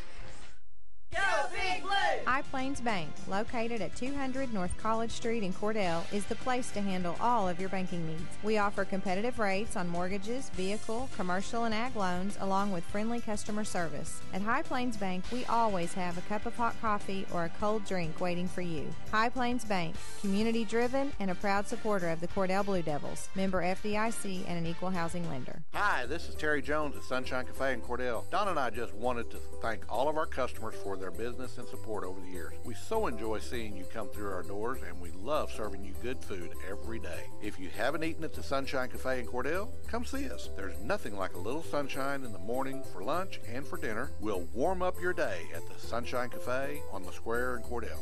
Everything you need and expect from a convenience store is always right here, waiting for you at the Right Here C-Store in Cordell. Fuel, food, more drinks, more seats, more hours, and where Subway is open until 11 and our grill is open till 10. It's always quick and convenient when you make a stop at the Right Here C-Store in Cordell. How about a car wash? Our automatic car wash bay is quick and convenient too. Come see us at the Right Here C-Store, where we're proud to support the Cordell Blue Devils. Hey Blue Devil fans, I'm Mike Reimer with Mike's Meats in Cordell. I have a great selection of fresh cut steaks, roast, pork, and chicken, meat packs for every budget, and fresh ground beef every day. Bring your ice chest. The quality of meat and prices are worth the trip. I am a meat and more store. Besides excellent meat, we offer seasonings, kitchen gifts, and my beef jerky chips make a great snack. I'm located at 107 North Market Street, right across from the courthouse in Cordell. You know, sometimes you just want good food cooked fresh and made to order just the way you like it. Or a great tasting quarter-pound hamburger for only $2 after 4 o'clock. And sometimes you just want a great salad bar any time of the day. And daily specials? That's a fantastic idea too. Well, we've got the place that'll make that happen right here in Cordell. Shorty's, just east of the traffic light in Cordell. Shorty's is even open late after every home football game. So find your coupon in the Blue Devil football program. That's Shorty's in Cordell. Go Blue Devils! Did you know water heating is the second largest energy expense in your home? 90% of the energy your washing machine uses goes to heating the water. Your clothes really don't get any cleaner if you wash them in hot water. In fact, the kind of laundry detergent you use is more of a factor than water temperature. So save up to $40 a year by washing in cold water. Low-flow shower heads are also a great way to save water, hot and cold. Replace your old shower head and you could save more than 40% of the water you use when you bathe. These energy-saving tips brought to you by CK Energy. Brown Ford in Cordell is now Wheeler Ford. Expect the same great service and selection you've always had from Brown Ford, now Wheeler Ford. Casey Horn and Tom Machunsky want to sell you a new or pre-owned car, truck, or SUV. They have a great selection, pre-owned and new Fords. If we don't have what you want, we'll find it. Your small-town dealer is now Wheeler Ford in Cordell. Country dealer, country prices. That's Wheeler Ford in Cordell. Let us make you a real deal real soon. Wondering how Western Oklahoma State College can fit into your future? With 25 degree options and more than 20 student organizations, it's easy to join the Pioneer family. Western offers classes online and on campus, making it simple to fit an education into your schedule. Western's tuition is less than half of a four-year university's and offers many scholarship opportunities. To find out more about how your future is brighter at Western, visit wosc.edu. All right, we're back getting ready to kick off our boys matchup here tonight between the Minco Bulldogs and the Cordell Blue Devils, getting ready to introduce starting lineups. The only thing I heard about Minco was last night with the Geezers at the junior high tournament. They said they've got a boy from Minco that's 6'6". He's big. I was watching him warm up. They got a couple of long, lanky guys. Starting lineups for the Blue Devils, number 3, junior Gage Keister coming out on the court. Number 5, senior Drayton Maddox coming out. Number 14, senior Colby Seltzer number 22 senior Kobe Rivera, and number 34 senior Paxton Schweitzer. Lots of experience on the floor for the Blue Devils this year. One comment I heard, I said, they've been practicing and playing hard, and Paxton has always been used to being the biggest kid there. He's not the biggest one on the floor anymore for the Cordell Blue Devils. No. He's as solid as gold right there, but he's not the biggest player right now. So. And what you're going to see from the Minco Bulldogs coming to the floor here, everybody getting rowdy, getting ready to go for this ball game. And let's see what kind of excitement our announcer brings with us here. He's not all that excited. No. Let's see, who's he going to give us first? He's probably going to give us a number 1 unless he's a senior. He's trying to fire him up. He's getting the crowd involved. They got a good crowd here at home. Cordell has matched the crowd, though, from Minco, I do believe. Yeah, you're about right. Number 1, Rackley is coming out, and he looks to be the big man, 6'6". He's the big boy. He came up here from Surreal, is what I was told. I see. Morrison, number 2. Number 3, Dane Brummel for the Bulldogs. Number 4 is Birchfield. And number 13, Cooper Shirley. I remember his name a lot from last year's matchup. Yeah. These boys are shooters, and I think there's only 3 football players that made the transition from football last week to basketball this week. So they should be well practiced, well ready, and ready for the Cordell Blue Devils. Well, at home gym, in fact, I hate to say this out loud, I have never personally witnessed the Cordell Blue Devil boys basketball team beat the Minco Bulldog boys basketball team. Right. But I've only been doing this a couple of years. Yeah, but we've been here several times, usually over Christmas break or whatever. Yeah. Good place to be, a good outing for both teams right here. And we're off, and tip won by the Bulldogs. Swung over to Birchfield. Birchfield looks to number 3, kicked it inside to Rackley, swinging the ball around, driving layup, stop, jump, no good. Blue Devil rebound. Maddox bringing the ball up the court. Looking to the corner for Rivera. Rivera goes high, dips it down low to Schweitzer. Schweitzer rolls around, kicks it back to Maddox at the top of the key. Finds Rivera underneath, but he couldn't do anything with it. And Paxton comes up with the ball, and instead of a foul, they call it a jump ball. Blue Devils will take it out underneath. Seltzer handling the duties. He's going to kick it way out over to Maddox. Maddox to Seltzer in the corner. Seltzer back to Paxton in the corner, and he comes up short on the 3-pointer, and that'll be Bulldog basketball. Rackley inbounds. Blue Devils putting on a press early on. Morrison with the ball. Morrison brings it up, finds a runner, a cutter, and misses the lay-in, and contested rebound, and they're going to call a foul on number 22, Kobe Rivera. Always aggressive, always tough on defense. Sometimes he gets them in a little bit of trouble. Had 3 defenders on that play right there, so Cordell's there on defense. Well, what should have been an easy layup, Blue Devils closed out on, and they're right. Ball comes up short, but Bulldogs come up with it. Number 3, Brummel. He kicks it out to number 4, Birchfield. Birchfield kicks it over to Rackley, and he is fouled hard going up in the middle. And if you're going to foul somebody, that's the way to do it. Well, he went up and he exposed himself, and he's fouled by Drayton Maddox. No, he was fronted by 3 different defenders. He's not going to get any easy points tonight from the looks of the defensive game plan. He comes up, rattles the first one home. First point in the ball game for either team. 6:56 remaining here in the first quarter. And he's going for 2 right here. It is up and good. He's got an easy touch on that free shot. Very easy automatic. Touch. He's got a pretty smooth delivery for a big guy. A lot of big guys are, whoa, boy, that ball went high. The ball went from Keister to not Rivera, but Seltzer, and come up short again is Maddox on the 3. Big Brother sitting here in the stands trying to hide his face a little bit because he threw an air ball, and you can see Big Brother was like, hey, what are you doing? He said, I taught you better than that. Yeah, ball passed ahead on the break, and he couldn't handle it. Turnover, what looked like was going to be an easy lay-in, turned out to be a turnover. Dane Seltzer Brummel, had a wide open lay at that. He was looking at the easy layup rather than catching the ball.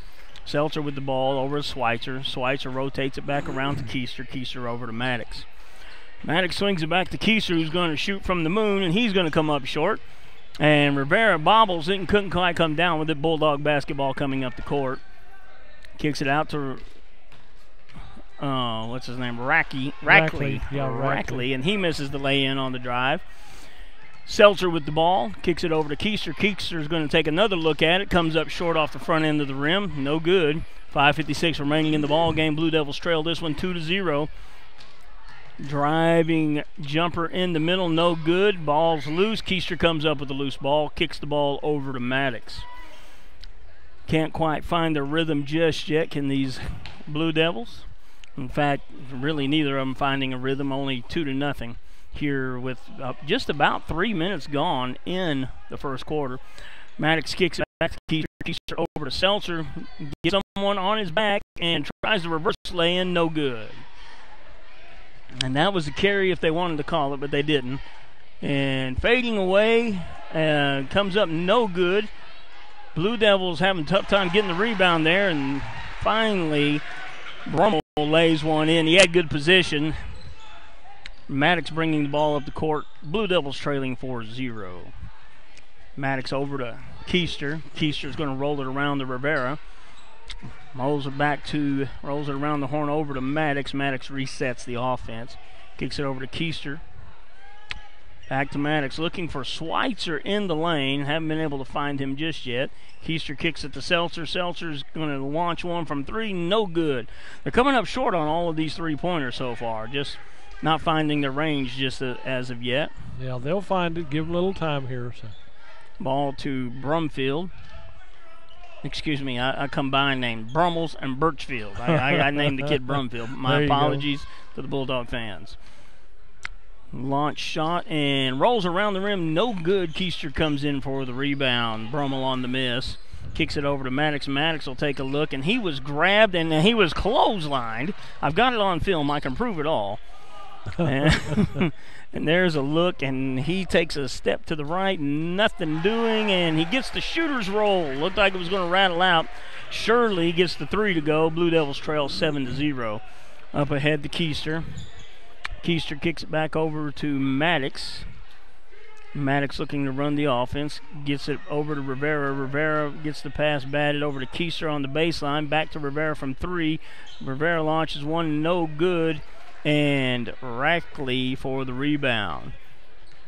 Shirley bringing the ball up the court. He's going to kick it over to Birchfield. Birchfield rolls it around the horn. Kicks it back to Shirley. And there was good position, but they're going to call it a foul on the floor. They're going to call Kobe Rivera for his second foul.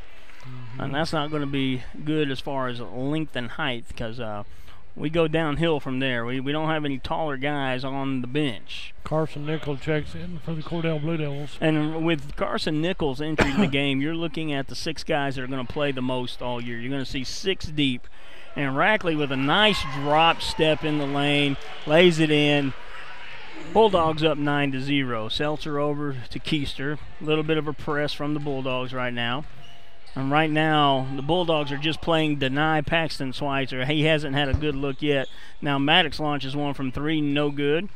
He was out there at about 28 feet, too. It wasn't a 19-9 shot. No, that wasn't a 19-9. Ball in Rackley's hands at the top of the key. He rolls it over to Shirley. Shirley he's going to step into a 3. Can't get the roll to go. Seltzer comes up with the rebound. He's going to push the middle of the court looking for somebody on the wing, and there is Keister. He decides against it. Ball batted. Maddox comes up with the loose ball. Maddox bringing it up the court. Looking low, can't find anybody except Nickel. Nickel back to Maddox. Maddox over to Seltzer. Seltzer's shot is partially blocked. Gathered up by Keister, kicked over to Maddox, over to Seltzer now in the corner, and can't get it to rattle home. That rim has a lid on it. 2:12 remaining in the first quarter. Bulldogs lead this one 9-0. Number 3, Brummel drives the lane, kicks it over to Shirley in the corner. Shirley resets it to the top of the key, tries to reverse, but Nickel there on defense. Looking for the cutter across the middle. He was not open. Rackley with the ball. He's going to spot up from the top of the key. Nothing but a brick there. Could build a house with those. Here comes Seltzer right up the middle and kicks it over to Maddox. Maddox over to Keister. Keister looking for Schweitzer, and it is loose ball. Now Schweitzer comes up with it, and there's a foul. That's a pretty easy call against number 4. That's going to be Birchfield with the foul. 21-11. 21-11. Be Blue Devil basketball side out on the home side of the court. Been a little bit off on our rhythm as far as our shots goes. Had some good looks from 3. They just rattled out. Dane Corbin enters the ball game now. Dane there in the corner, kicks it over to Seltzer. Dangerous pass. Seltzer looks at the court over, finds Nickel. Nickel kicks it over to Keister. Keister puts the ball on the court, kicks it over to Seltzer in the corner. Now Paxton out to Keister. He can't find the range. And Seltzer with the rebound. Now Schweitzer buries the money ball from long range, about 22 feet out. And the Blue Devils are on the board. 9-3 Bulldog lead with 1 minute remaining in the first quarter. Not just a ton of action here. Neither team looks very fluid. Not a lot of rhythm going on. And the Blue Devils just haven't been able to get shots to go down. They've had them, just couldn't get them to go down. And number 21 new into the game. I believe that's James Overton. Drives the lane and draws the foul. He'll go to the line for 2. Keister with the foul. That'll be Gage Keister's first foul. It'll be a shooting foul, so Overton will go to the free throw line to shoot 2. First one.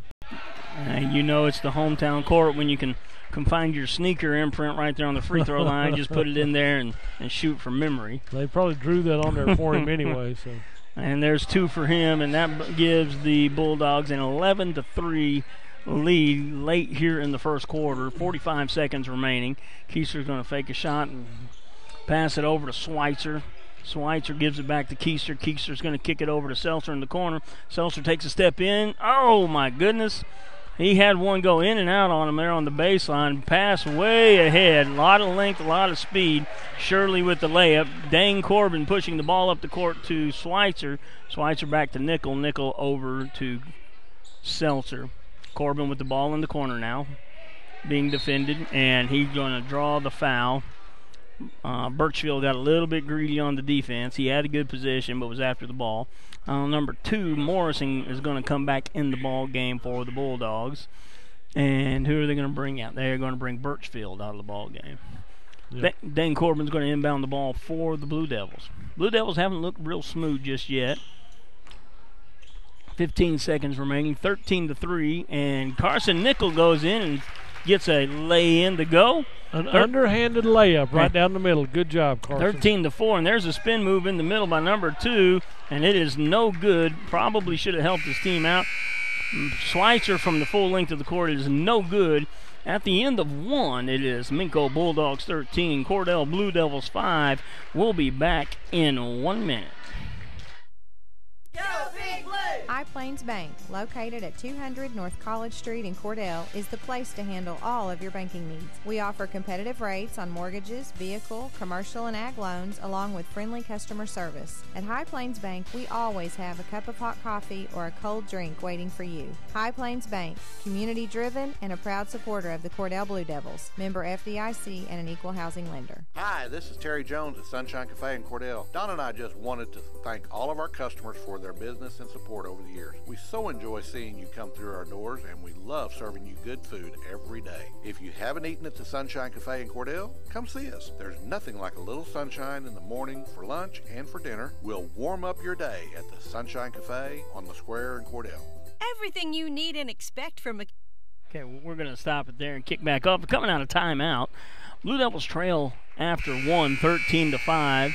Got some good looks at the basket, just haven't found the rhythm from range just as of yet. But Coach Gallagher's giving them green light. If you're looking at it, you feel good about it, go ahead and put it up. Well, there weren't bad shots taken. They're just not dropping at the moment. We've had 2 or 3 of them rattling in and out of the rim. You know, there's a hometown Minco Bulldog rim. It don't like Cordell Blue Devils. But Kobe Seltzer and Gage Keister, they've got a green light. Paxton got a green light. Wherever you want to shoot, do it. Drayton, the whole shooting match, they'll let them shoot.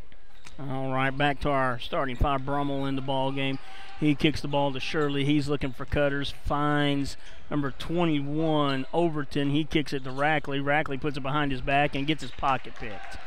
Schweitzer with the ball, pushing it up the court, looking for a passing lane. Kicks it back to Rivera. Rivera over to Seltzer. Seltzer to the corner to Maddox. Maddox looked underneath, but there's a lot of long arms there, and ball batted away. Turnover, Bulldog basketball. And there he's going to get a charge. Well, what are they going to give? He got a foul on Cordell. Kobe Seltzer ran over him. Yeah, Kobe Seltzer ran into him after he stopped. Little jump stop. Put the little jump stop. I was wondering what happened there. It looked like a charge from here, but, you know, like we say all the time, this is hometown radio. That's going to look favorable to us almost every time. And the ball's thrown to the backcourt. Pressure put on. Rivera has the pressure over here on Brummel. Brummel kicks the ball over to Birchfield. Birchfield right there at the top of the horn. Drives in. Had someone down low. Ball batted loose. Seltzer comes up with it. And we're going to have Rackley defending the rim, but he cannot block the 5'6" Kobe Seltzer. I thought Kobe was going to slam it. I really thought it was a chance right here. No, that's better you than me, because I thought he was going to have to eat that one for a minute. But he got the ball over and around. 13-7 Bulldog lead. Bulldogs with the basketball. Birchfield at the top of the key. Reset the offense. He's going to kick it over to Brummel. Back to Birchfield. Over to Shirley on the right wing. Skip pass all the way over to Brummel. Brummel's going to kick it to the corner to Shirley. Shirley can't get the range, and there's going to be Paxton reaching over. Yeah, he was a long ways away to call that. We're over here 40 feet away from that call, and the official on the baseline didn't think much of it. But now, these are good officials. We've seen them before, but they know Cordell too. They know Cordell pretty well. All right, then. I think we ought to up the ante when they come officiate for us, but that's just me, and you didn't hear that on the radio. Number 4, Birchfield with the ball, looking to Rackley on the inside. Kicked over to Shirley now on the right wing. Back to Overton. Overton looking to drive. He kicks it out to Brummel. Brummel is no good on the 3. Maddox with the rebound, pushing the ball. Kicks it over to Nickel. Nickel finds Paxton in the lane, but nothing doing there. Nickel's going to get the shot, and he drains one. It's two-pointer. It's a two-pointer. Carson gets his 4th point of the ball game. So after starting rough on the shots, on the shooting, Blue Devils are chipping away at this Bulldog lead. Now only trail by 4, 13-9. Drives the lane. Nice soft touch there. That one was going to drive a coach crazy. He got past a couple of defenders, and Birchfield did, and wasn't well challenged. Now Rivera hit from the corner, no good. Now the Bulldogs pushing the offense, and the ball comes free, but there's somebody there, and no good. At some point, you would think the Bulldogs are going to commit a foul. No, not here. Not here. At some point, one of these whistles is going to go the other way. Now Overton to the line. He was good for his first 2 and drains his 3rd one. So he's hit 3 of 3. That's his only points in the ball game, come from the charity stripe. And Keister in for Maddox. Maddox is going to get a breather. 5:31 remaining in the second quarter. And all right, they're bringing in subs, and Birchfield's going to come out. Number 11 is coming in. Fauch. Fauch. She had to help me with that one. Okay. Overton at the line. He will be coming out if he makes this one. And he's no good, and he crashes the board and draws the foul he should have had before he got to the free throw line. Yep. Fauch gets the foul as he went over the top of Carson Nickel, and Carson held on and drew the foul, so Cordell gets the ball. All right, Seltzer bringing the ball up the court. Directing traffic here, kicks it over to Rivera, inside to Schweitzer, and he gets the fadeaway off the glass, and it goes and draws the foul against Rackley, and that's Schweitzer's 5th point with the chance to go to 6. Blue Devils trail 16-11 at this juncture. Schweitzer from the free throw line takes a look at it, and it is money. 3-point play the old-fashioned way. Blue Devils trail 16-12. 5:20 remaining in the half. And I believe number 13 Shirley has the ball here. These white numbers on white jerseys from this distance. Yeah, I saw that whenever they were lining this up here. Yeah, we are technically in the nosebleed section in this gymnasium. And Shirley drives the lane. Nickel comes up with the rebound after the missed lay-in by Shirley. Keister fought everybody. Keister pushes the ball over the court, finds Rivera, and that should have been an and-one opportunity as well, but Rivera hits the lay-in in Rackley's range right there, and Blue Devils have chipped away this lead to 16-14. And Brummel passes into Rackley. Rackley back out to Shirley. Shirley resets the offense, kicks it over to the new guy in the ball game. What was his? Fausch, number 11, Fausch. And Shirley from long range, no good, rattles in and out. Kicks it out to Rackley. Rackley's going to pull up and pass off. Shirley looking again from range. He steps into an 18-footer and then decides to pass out to number 3, Brummel. Brummel hits the 3, and it's back to a 5-point lead for the Bulldogs, 19-14. Keister kicks it inside to Rivera. Rivera looking for help. Nice off the glass right in Brummel's eye. Shirley with the basketball. 19-16 lead for the Bulldogs. 3:52 remaining in the half. Shirley walks it up the court. Kicks it over to Brummel. Brummel looking for passing lane. He drugged that plant foot and got away with it. Number 2 in the ball game still, Morrison, and back out to Shirley. Shirley's finding range, and he hurt us last year. We had about a 10-point lead, and Shirley caught fire with about 4 3-pointers in a row, and that took the game away from a lead and ended up with the win for the Bulldogs. Keister driving, can't get it to roll. Nickel in with the rebound, kicks it back to Keister. Keister still can't get it to go. And Rackley clears the rebound and tries the length of the floor pass. Seltzer just played safety right there and picked it off. He's going back at him and draws the foul. Now, you can say what you want to about Kobe Seltzer being shorter on the height scale, but he's going right at Rackley, who's 6'6", and he don't know he's shorter. He plays like 7 foot tall. So. Yeah. So here we go. It's going to be Blue Devil ball out of bounds after the foul. And fouls are 7-5 now. 7 against the Blue Devils, 5 against the Bulldogs. Seltzer with the ball, takes a look at the corner shot, decides against it. Nickel steps into a 3, no good. Long rebound to Rackley. Rackley slows it up, kicks it over to Morrison. Bulldogs lead this one 22-16, bring the ball up slowly. Brummel has a green light to shoot and comes off the front of the end, and Schweitzer with the rebound. Seltzer brings it up the court, and ball batted out of bounds by Brumley. And again, from the nosebleed section, all these white numbers look like the ones. So, there's ball inbounded to Schweitzer. He's looking to drive. Nice soft touch. Can't get it to go. Nichols dives in for the rebound. Ball partially blocked. And how is that not a foul? Are you kidding me? I'm sorry, but Rivera's in the air, grabs the ball, and is pushed. His whole body is pushed out from underneath him. And the best we can get is a side out. This is a jump ball, dual possession, so we'll let them inbound it again. Nickel driving the lane, and he draws the foul. Number 1 gets that one. Rackley, is that his second? Second foul, yeah. Second foul. I'd like to see him get about 3 more fouls before the half, but that's just, that's just a Blue Devil fan talking. Carson Nickel going to shoot 2 free shots for the Blue Devils. Got to have both of them. 22-16. Ooh, Carson, get the lid off. Short arm the front end, 22-16 here. 2:29 remaining in the half. And Birchfield comes back in for Fox. And Nickel looking at the second. And he is up and rattles in and out. He must not have very many friends in the basketball world up there, because that ball was halfway down and didn't come out. Blue Devils commit a foul. Kobe Seltzer will draw his second foul right there. 22-16 lead for the Bulldogs, and this will be the front end of a 1-and-1 for the Bulldogs. Number 2 Morrison going to the line. Rackley coming off the court, not to pick up that third foul, that cheap third foul. Rackley and Birchfield, both starters come off the court.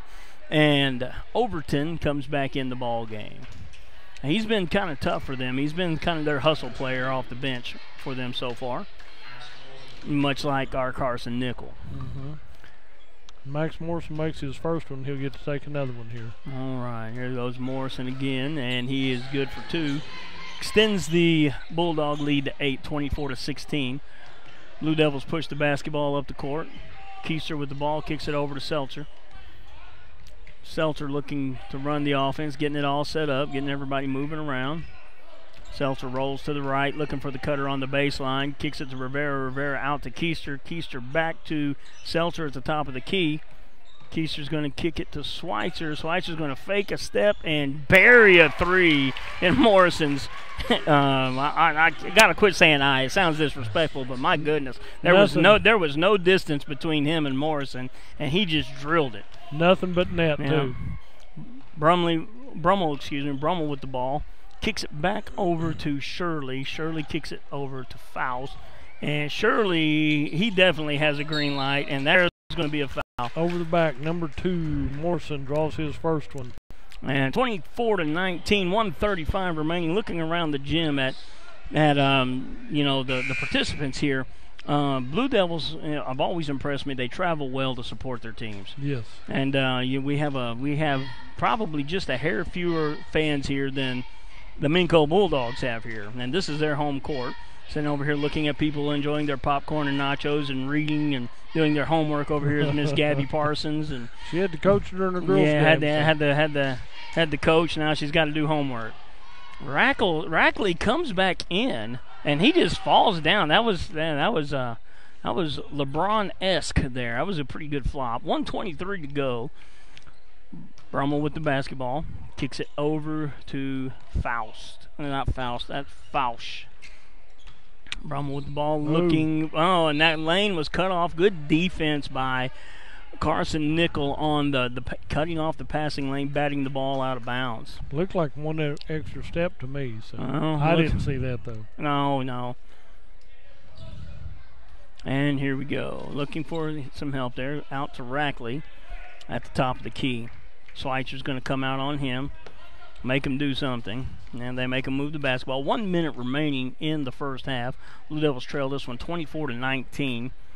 Fausch with the ball, kicks it over to a new young man in the ball game here. He kicks it over to Overton. I haven't seen Overton not make a move to the basket anytime he's had the ball yet. He gets the lay in the go and extends the Bulldog lead to 7. Schweitzer's going to take that three-pointer again, in and out this time. Ball rebounded by Overton. And number 13, Shirley, trying to draw the foul there.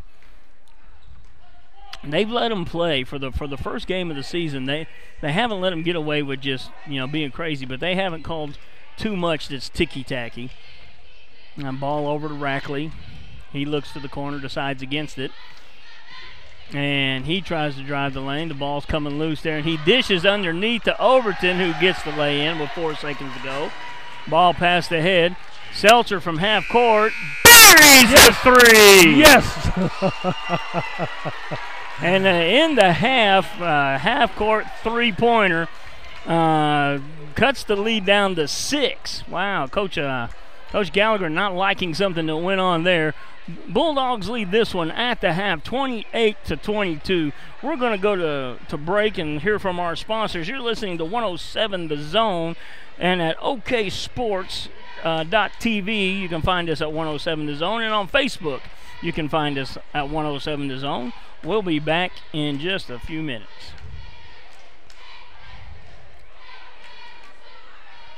Hey Blue Devil fans, I'm Mike Reimer with Mike's Meats in Cordell. I have a great selection of fresh cut steaks, roast, pork, and chicken, meat packs for every budget, and fresh ground beef every day. Bring your ice chest. The quality of meat and prices are worth the trip. I am a meat and more store. Besides excellent meat, we offer seasonings, kitchen gifts, and my beef jerky chips make a great snack. I'm located at 107 North Market Street, right across from the courthouse in Cordell. You know, sometimes you just want good food food, cooked fresh and made to order just the way you like it. Or a great tasting quarter-pound hamburger for only $2 after 4 o'clock. And sometimes you just want a great salad bar any time of the day. And daily specials? That's a fantastic idea too. Well, we've got the place that'll make that happen right here in Cordell. Shorty's, just east of the traffic light in Cordell. Shorty's is even open late after every home football game. So find your coupon in the Blue Devil football program. That's Shorty's in Cordell. Go Blue Devils!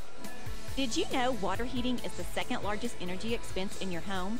90% of the energy your washing machine uses goes to heating the water. Your clothes really don't get any cleaner if you wash them in hot water. In fact, the kind of laundry detergent you use is more of a factor than water temperature. So save up to $40 a year by washing in cold water. Low-flow shower heads are also a great way to save water, hot and cold. Replace your old shower head and you could save more than 40% of the water you use when you bathe. These energy-saving tips brought to you by CK Energy. Brown Ford in Cordell is now Wheeler Ford. Expect the same great service and selection you've always had from Brown Ford, now Wheeler Ford. Casey Horn and Tom Machunsky want to sell you a new pre-owned car, truck, or SUV. They have a great selection, pre-owned and new Fords. If we don't have what you want, we'll find it. Your small-town dealer is now Wheeler Ford in Cordell. Country dealer, country prices. That's Wheeler Ford in Cordell. Let us make you a real deal real soon. Wondering how Western Oklahoma State College can fit into your future? With 25 degree options and more than 20 student organizations, it's easy to join the Pioneer family. Western offers classes online and on campus, making it simple to fit an education into your schedule. Western's tuition is less than half of a four-year university's and offers many scholarship opportunities. To find out more about how your future is brighter at Western, visit wosc.edu. Great consignments, weather permitting, Wednesday, October 24th at the Hobart Stockyards. Now, there's going to be over 200 weaned feeder calves from 3 different consignments. They'll be from 350 to 650 pounds. All have been worked, they've had their shots, and they've been weaned at least 30 days. And we'll have some other great consignments as well. Again, that's weather permitting. And don't forget our female and bull replacement sale Saturday, November 17th. See you Wednesday, October 24th at the Hobart Stockyards, where, like Rex always says, we want your business. And we sure appreciate your business at the Hobart Stockyards.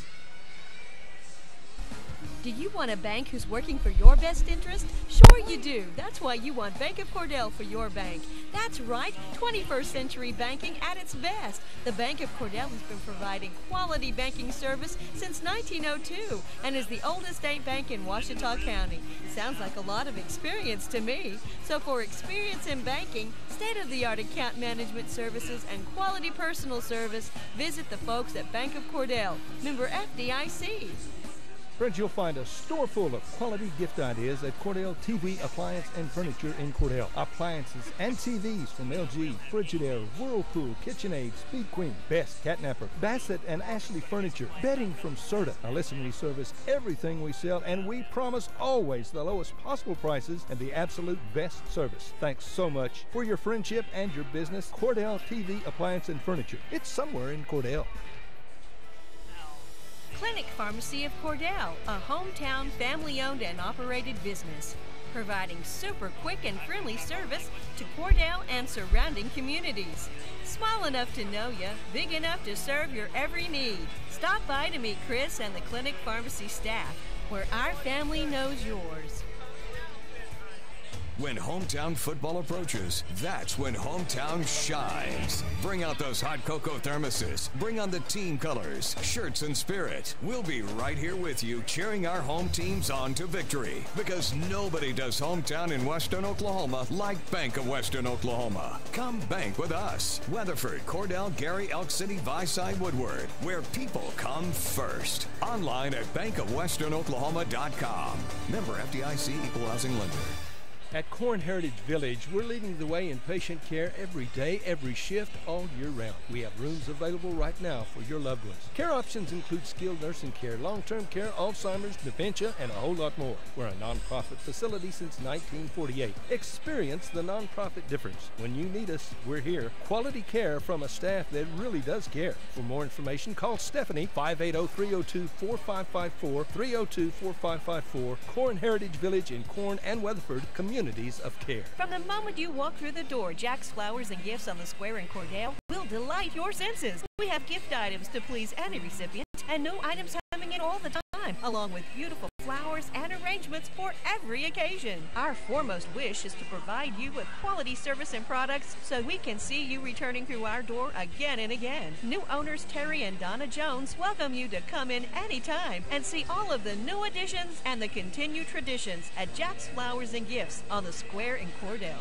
Do you move to the sidelines when stocks are predicted to drop? Are you waiting for some of today's uncertainties to be resolved before you invest? Hi, I'm Phil Cleaver, your Cordell area Edward Jones financial advisor. The problem with trying to time the market is you miss some of the best days in the market. The truth is, attempting to time the market has historically reduced investor returns rather than raised them. A good financial advisor can set up a consistent and smart investing strategy. Contact me today at 580-832-1106. Edward Jones, Making Sense of Investing, member SIPC. When your doctor prescribes, get that prescription filled at Evetts Drug in Cordell. Professional, courteous service every time. And friends, you're more than just a customer. Jimmy Evetts and staff, you are a friend. Evetts Drug has a great selection of gift ideas, including many OU and OSU items. You want to go one more? Fragrances, jewelry, and a whole Let's lot do it more. after this Greeting one. cards, a great selection, and at the best price anywhere. Great folks to do business with. That would be Jimmy Evetts and staff at Evetts Drug in Cordell. Come see us. All right, we're back here. About a minute to go till we kick off the second half. Blue Devils trail this one 28-22 to the Minco Bulldogs. And honestly, had shooting gone just a little better in the first quarter where we were pretty much ice cold, this would be a much different ball game. They had good looks, couldn't quite get a few to go down, rattled some in and out. But right here in the middle of this one, trailing only by 6 to start the second quarter. Got to say hi to Whitney Nichols. She was watching because she couldn't be here. She's working. Carson's playing. Cameron's done her cheerleading, so, you know, she's here. She'd be here if she could, but she's studying. Get all A's on your tests so you can pass them now. So. Just passing along some more information. The information just in from the Cordell Blue Devils football season. All district honors go to Paxton Schweitzer, all district first team linebacker. Drayton Maddox, all-district first-team linebacker. Kobe Rivera, all-district first-team defensive back. Alex Grissom, all-district first-team wide receiver. James Ivey, all-district offensive lineman. And Raiden Keeney, sophomore Raiden Keeney, honorable mention for all-district defensive back. Congratulations, man. They had a good season. They would have liked better, but they was good enough for what we saw this year. So. All right, then. And here we are kicking off the second half. And Birchfield with the basketball, a little bit of a trap out front, kicks it over to Shirley. Shirley kicks it back to Birchfield. Number 3, Brummel gets the ball, kicks it over to Shirley.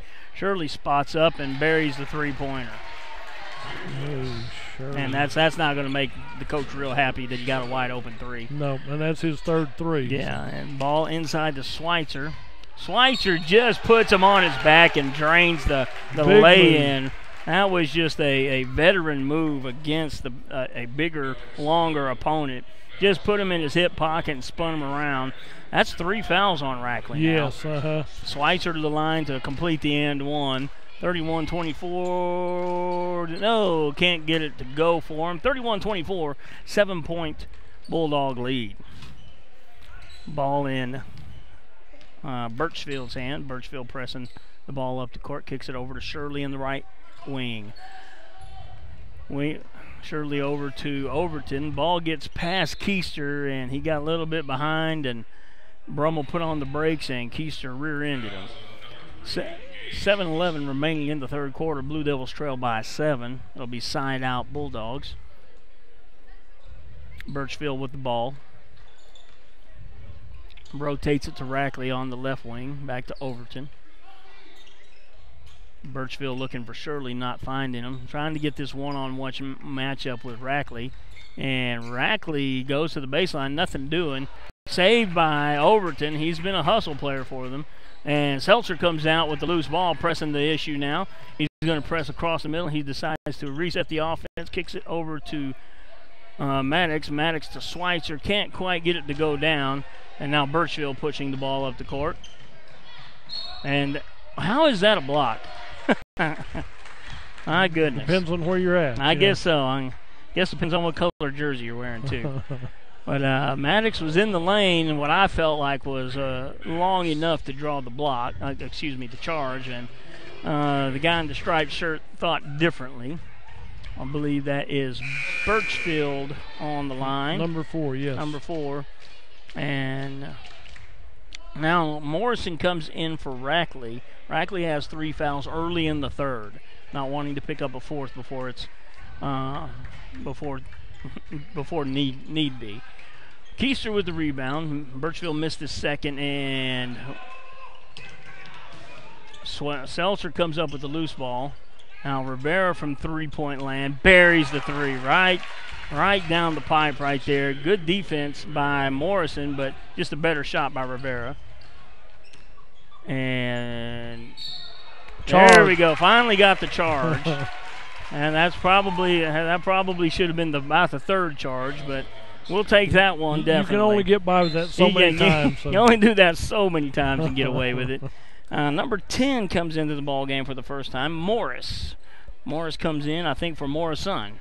So yes. All right then. So Drayton Maddox gets it down to Paxson, and he puts Overton on the spin cycle and buries a little turnaround floater. 32-29, Bulldog lead. Blue Devils trying to press some now. And that was that could have been a travel. But they let her slide, and Shirley spots up from 3. And this is what he did to us last year. About every time we'd make a run, he'd find a way to drain a 3. There he goes inside to Schweitzer, and Overton defends. Shirley trying to drive the lane now. They could have called the charge before they called the hack, but Keister draws a foul. 35-29. And Shirley's going to go to the line for 2. And it'll be the front end of the 2 here. Everybody gets quiet for him, and he gets 1 to go down. Nickel coming in for Keister. Was that Keister's third foul? Yes. That's Keister's third foul, trying to protect him a little bit more, get deeper into the ball game before we pick up number 4. And Shirley back with the basketball. 37-29, Bulldogs with an 8-point lead. Seltzer brings the ball up the court. Ball batted away by Shirley. Blue Devil basketball. Seltzer handles the inbound responsibility. Maddox with the ball, top of the key. Kicks it over to Seltzer. Seltzer down low to Nickel. And Schweitzer draws the foul in the lane. And that's going to be on 1-3. Shirley picks up a foul. His first of the game. First one called. Yeah, you're right, because there might have been contact. Might have been a few more in there somewhere. Ball inbounded to Maddox. He puts the ball on the floor, takes it to the glass. Good. That's his first points of the ball game. And that's unusual for Drayton. Yeah. Unusual. 31-37, still a 6-point lead for the Bulldogs. Blue Devils have a little bit of a press on here. Bulldogs break it. Shirley with the ball on the right wing. Looking to drive. He's cut off by Rivera. Seltzer can't quite get cut off that pass. Ball over, and there's Birchfield just pushed off. That was NFL style push off, and there's defense cut down. And Overton comes up with the rebound, and no good. Maddox bats the ball out of bounds. A lot of touches there by both teams. A lot of touches by both teams, and getting a little physical down there too. That was a two-handed push by the Bulldogs, but Michael Irvin got away with it all those years for the Dallas Cowboys. I guess we can here too. Here we go. Shirley with the basketball, playing defense is Maddox, and miscommunication there. His offensive counterpart cut, and he wasn't expecting him to cut. Turnover Bulldogs with a 6-point lead. 4:30 remaining in the third quarter. Drayton Maddox with the basketball, kicks it over to Rivera, to the corner to Seltzer. Seltzer drops it down low. Triple teamed. Maddox steps into a 3, finds the range. First three-pointer of the year. 34-37. Ball game, Bulldog lead. Birchfield with the basketball. And every time he wants some distance, he just makes it with that push off. And how is that? Oh, my goodness. Kobe Rivera gets run over. Yeah, that's he's going to be called for his third foul. Yeah, he was in position and had been there for quite a while. But, that's how it goes. 37-34. And Birchfield's going to go to the line. And he's going to get 2 shots here. front end he's taking a look at. He's going to put it up. He's good on 3 on the first one. These Bulldogs have been pretty good on their free throws tonight. You bet. Most of these Bulldogs have been in the gym since October 1st. Yeah, most of them don't play football. Most of them stay in the gym. But they did have 3 come in from football. And there is Birchfield, good for 2. 39-34 lead for the Bulldogs. Nickel with the ball, looking to go to the baseline, and nothing doing there. There's a dive. Yeah, that was a dive for days. And those are carries. And he finds the baseline over to Brummel. Brummel looking to drive, and he takes 3 steps across the middle of the lane, and no walk. I'm going to have to stop. And it's early for everybody. The 41-34, back to a 7-point lead for the Bulldogs. Schweitzer looks at a 3-pointer, rattles it in and out, and no good. Shirley with the ball. He's going to try to take the drive, and nothing doing. Good, well defended by Maddox, and left him with a difficult shot. Maddox is going to cut through the lane, and his pocket is picked. Overton comes up with the basketball. Birchfield ahead to Shirley with the easy lay-in. 43-34. Blue Devils call timeout. And we'll go to a 30-second break. Everyone wants to be on a winning team, and that's why Great Plains Bank is a proud supporter of the Blue Devils. No matter what life may throw at you, Great Plains Bank has a play drawn up, and we're ready to go into overtime to win your business. What makes Great Plains Bank different is that we will make the extra push to get to the goal line. When it comes to your family's finances, every play counts. So pick a teammate you can trust. We want you on our team because with customers like you, we are greater together. Great Plains Bank, member FDIC and equal housing lender. Okay, coming back out of timeout here. 3:11 remaining in the third quarter. Blue Devils cut the lead to about 3 and then have let that slip, and now they trail by 9. Went a little cold from the field there. Pushing the court, and it's going to be it's going to be Blue Devil basketball. Seltzer bringing the ball up the court. Nickel on the left wing, Maddox on the right wing. Seltzer's going to look to the middle, kick to the right. Nice backdoor draw up there. Maddox over to Nickel. Really good play design right there. Easy basket for Carson Nickel. 6 points for the Blue Devils. And Birchfield pushing the ball up court. Oh, he got his pocket pick. Paxton comes up with the loose ball, kicks it ahead to Seltzer. Seltzer drains the layup, and now we're back to a 5-point ball game. Ball ahead, and he traveled. Fausch drug that plant foot and comes up with the travel.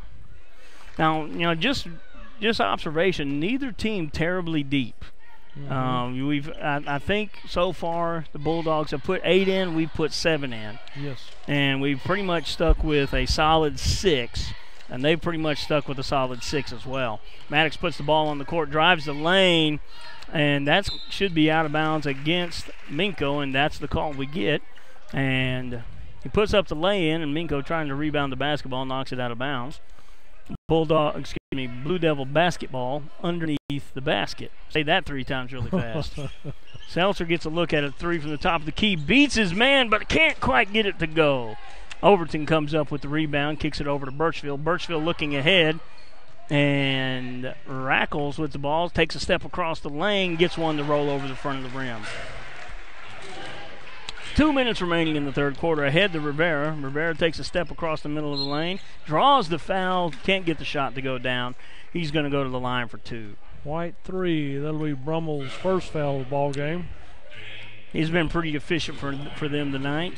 Blue Devils haven't had the lead as of yet tonight, have chipped away at that lead, but for the most part have played from behind. Early on fell behind for cold shooting, but now finding a rhythm and scoring a little more efficiently. Rivera drops the first one, looking for the second one. It is up and good. 45-40 Bulldog lead. Birchfield with the basketball. Blue Devils pressing the half-court defense here. We got a little man press, and Birchfield goes behind the back and pushes off and pushes past Seltzer, and they're going to call Seltzer. They're going to call it on the floor. I'll give it to them on the floor. They're going to. Carson Nickel. Okay, that's what the problem was. It wasn't on Seltzer because I was trying to figure out what they were calling on Seltzer. That was just good defense.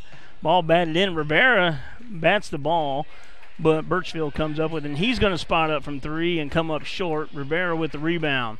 Rivera's going to push the basketball, and he's going to lose the ball. Picked and got his pocket picked from behind.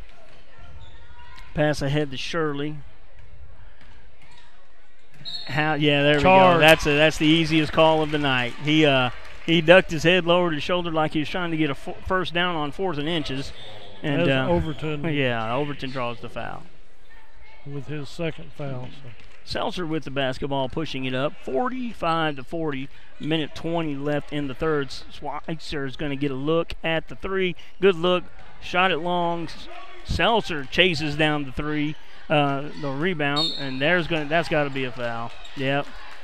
Yeah, that's an easy call. Quit looking at the official. Number 3, Brummel, because he ran over Kobe Rivera. Yeah. Kobe accidentally tripped him as he came past. Yeah, he wasn't going to fall down by himself. That's right. We're both on the floor doing a little cleanup here. You're going to knock me down, you're coming with me.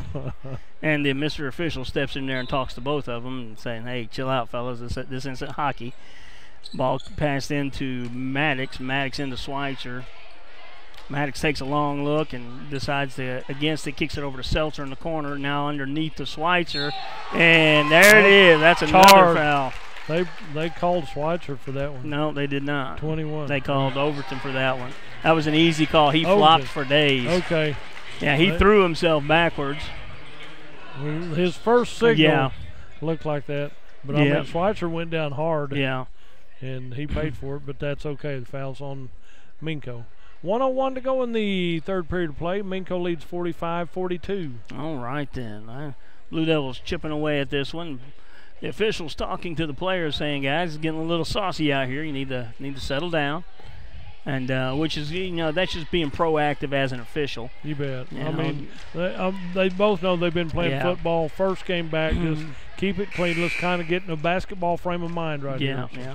And just to be honest, every game we've played with them, it's been chippy. Basketball for the last 2 years, I think we've played them 4 times, and it's been chippy. Schweitzer completes the 3-point play, now 43-45, 2-point Bulldog lead. Birchfield with the basketball, being guarded by Dane Corbin, newly into the game. He's going to look to take a look, and he's going to pass out to Shirley. Shirley with the wide open 3, buries it.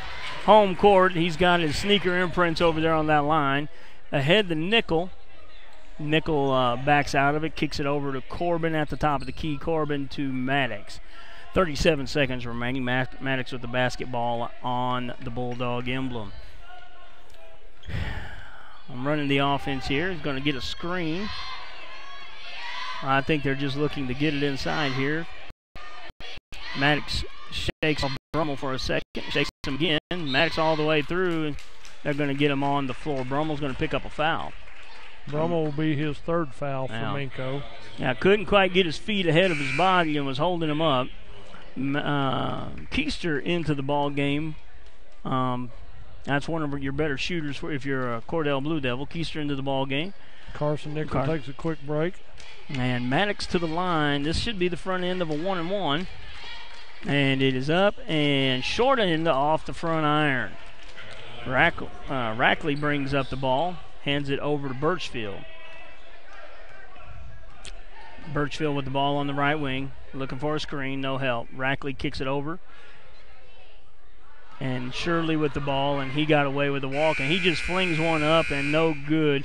And at the end of 3, you have the Minco Bulldogs 48, Cordell Blue Devils 43. We'll be right back after a word from our sponsors.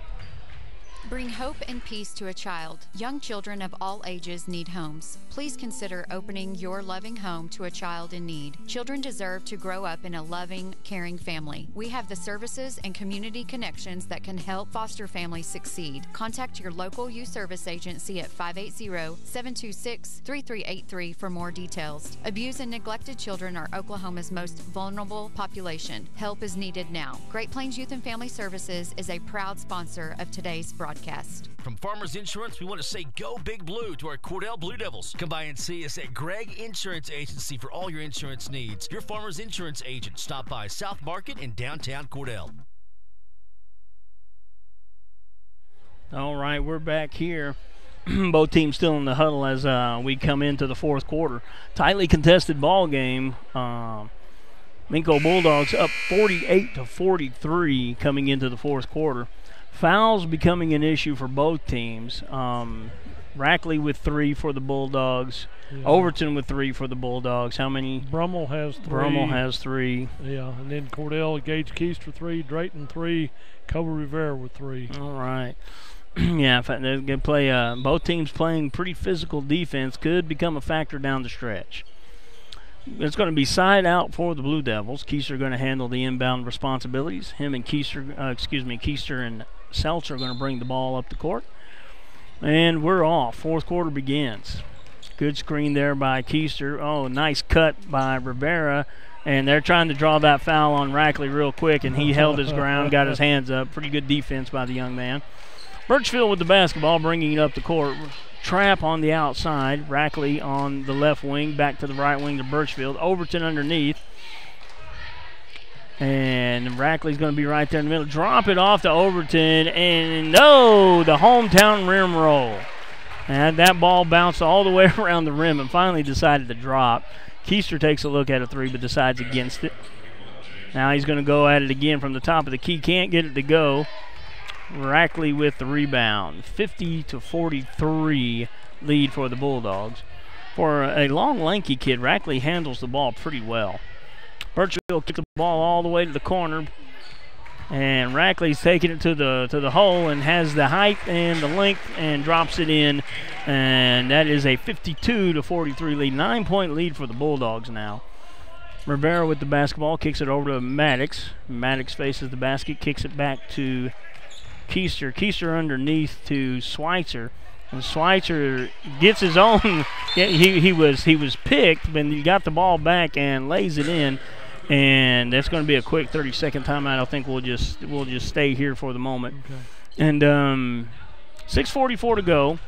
52-45. Chip you got to love it. They were double teaming Schweitzer, and then when the two of them couldn't stop him, they brought a third one in, and he still got through there and made the points out of it. Yeah, they jarred the ball loose for a second. He's got really good hands for a big guy, and he snatches the ball back and lays it in. This Minco kid, Rackley, he's a legitimate ball player. But if I'm picking teams on the playground, I'm taking Schweitzer. You bet. He's been stronger and tougher down low all night. Rackley, he's been good. There's been nothing wrong with his game. It's just I like what I see in Schweitzer when he's on the court. Man-to-man defense by Cordell. Looks like we're going to go at him right now. Let's see what we can get done here. And that was a push-off by Birchfield. And he does every time he wants separation. You watch his left arm or whatever arm is closest to the defender. And, he traveled. Easy lay-in, but he got away with one. When he put on the brakes, he took about 5 steps to do so. Keister takes a look at a 3, nothing doing. Rivera from the corner looks at 3, drains it. He's there. That's 2. They called it a 2. Said he stepped on the line. 2. Okay. 54-48, and that's going to be a reach by Keister. He's in. Gage Keister, he's going to have to come out with his fourth foul. And nickel back in for Keister. These two are going to be rotating all season depending on the matchup. They'll be hitting. They can hit about anything you give them a shot at right here. Morrison with the basketball, kicks it into Birchfield. Birchfield walks the ball up the court. Bulldogs have a 6-point lead. Rackley looking at the basket, spots up from just beyond the elbow, no good. Seltzer gets the rebound. He's looking ahead, looking for passing lane, kicks it over to Maddox on the far left wing. Maddox spots up, no good, and long rebound to Rackley. Rackley's going to bring the ball up court slowly, and he's going to look. He's going to try to go around. He traveled. Oh my goodness! I'm going to call a foul there. Is it going to be on Drayton? No. They're going to call it on Paxton. He's going to draw his second foul? Okay. Yeah. Okay. We'll take that. That's just 2. Yeah. 54-48 in this one. Now, when I was recalling this gym, I couldn't remember if this was the gym with the huge draft behind me or if this was the one that was actually too hot. Well, I guessed wrong. wore too much clothing here. I'm getting warm. Warming up. Warming up. Schweitzer buries the three right there. Morrison on defense, had good defense. It was just a better shot. 54-51 Bulldogs lead this one. Now, last time we went to overtime, did we not? Yes. All right, we don't want that. We want to win outright. And looking to Rackley, and he's triple teamed and somehow gets the loose ball. And the Blue Devils batted it loose. Hey, get off the court, Coach. He works way out there. Yeah, he is. Nice pass over to Schweitzer in the corner. Can't find him, but Maddox with the rebound. Finds Schweitzer again. Kicks it out to Seltzer. Back to Maddox down low on the left. And tried to thread the needle there, and just too many long Bulldog arms there. 56-51 Bulldog lead. He was trying to get that basket and then get the press called. Coach was, and he was way out on the court. Birchfield with the ball at the top of the key. Looks like they're going into a little bit of a stall mode. Shirley back on the court now. Never mind the stall mode. He's going to shoot anytime he touches the ball. Buries the long 18-footer and gets the timeout, and it's going to be a full timeout. We're going to go to break. You're listening to 107thezone.com. High Plains Bank, located at 200 North College Street in Cordell, is the place to handle all of your banking needs. We offer competitive rates on mortgages, vehicle, commercial, and ag loans, along with friendly customer service. At High Plains Bank, we always have a cup of hot coffee or a cold drink waiting for you. High Plains Bank, community-driven and a proud supporter of the Cordell Blue Devils, member FDIC and an equal housing lender. Hi, this is Terry Jones at Sunshine Cafe in Cordell. Don and I just wanted to thank all of our customers for their business and support over the years. We so enjoy seeing you come through our doors, and we love serving you good food every day. If you haven't eaten at the Sunshine Cafe in Cordell, come see us. There's nothing like a little sunshine in the morning for lunch and for dinner. We'll warm up your day at the Sunshine Cafe on the square in Cordell. All right, we're back here getting in the waning moments of the fourth quarter. Blue Devils can't quite get over the hump.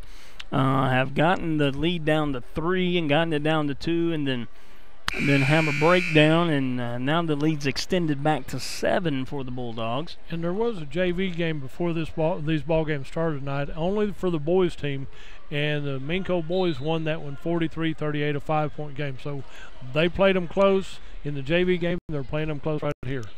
All right, then. Seltzer up ahead of Rivera. Rivera back to Seltzer. Almost lost that one.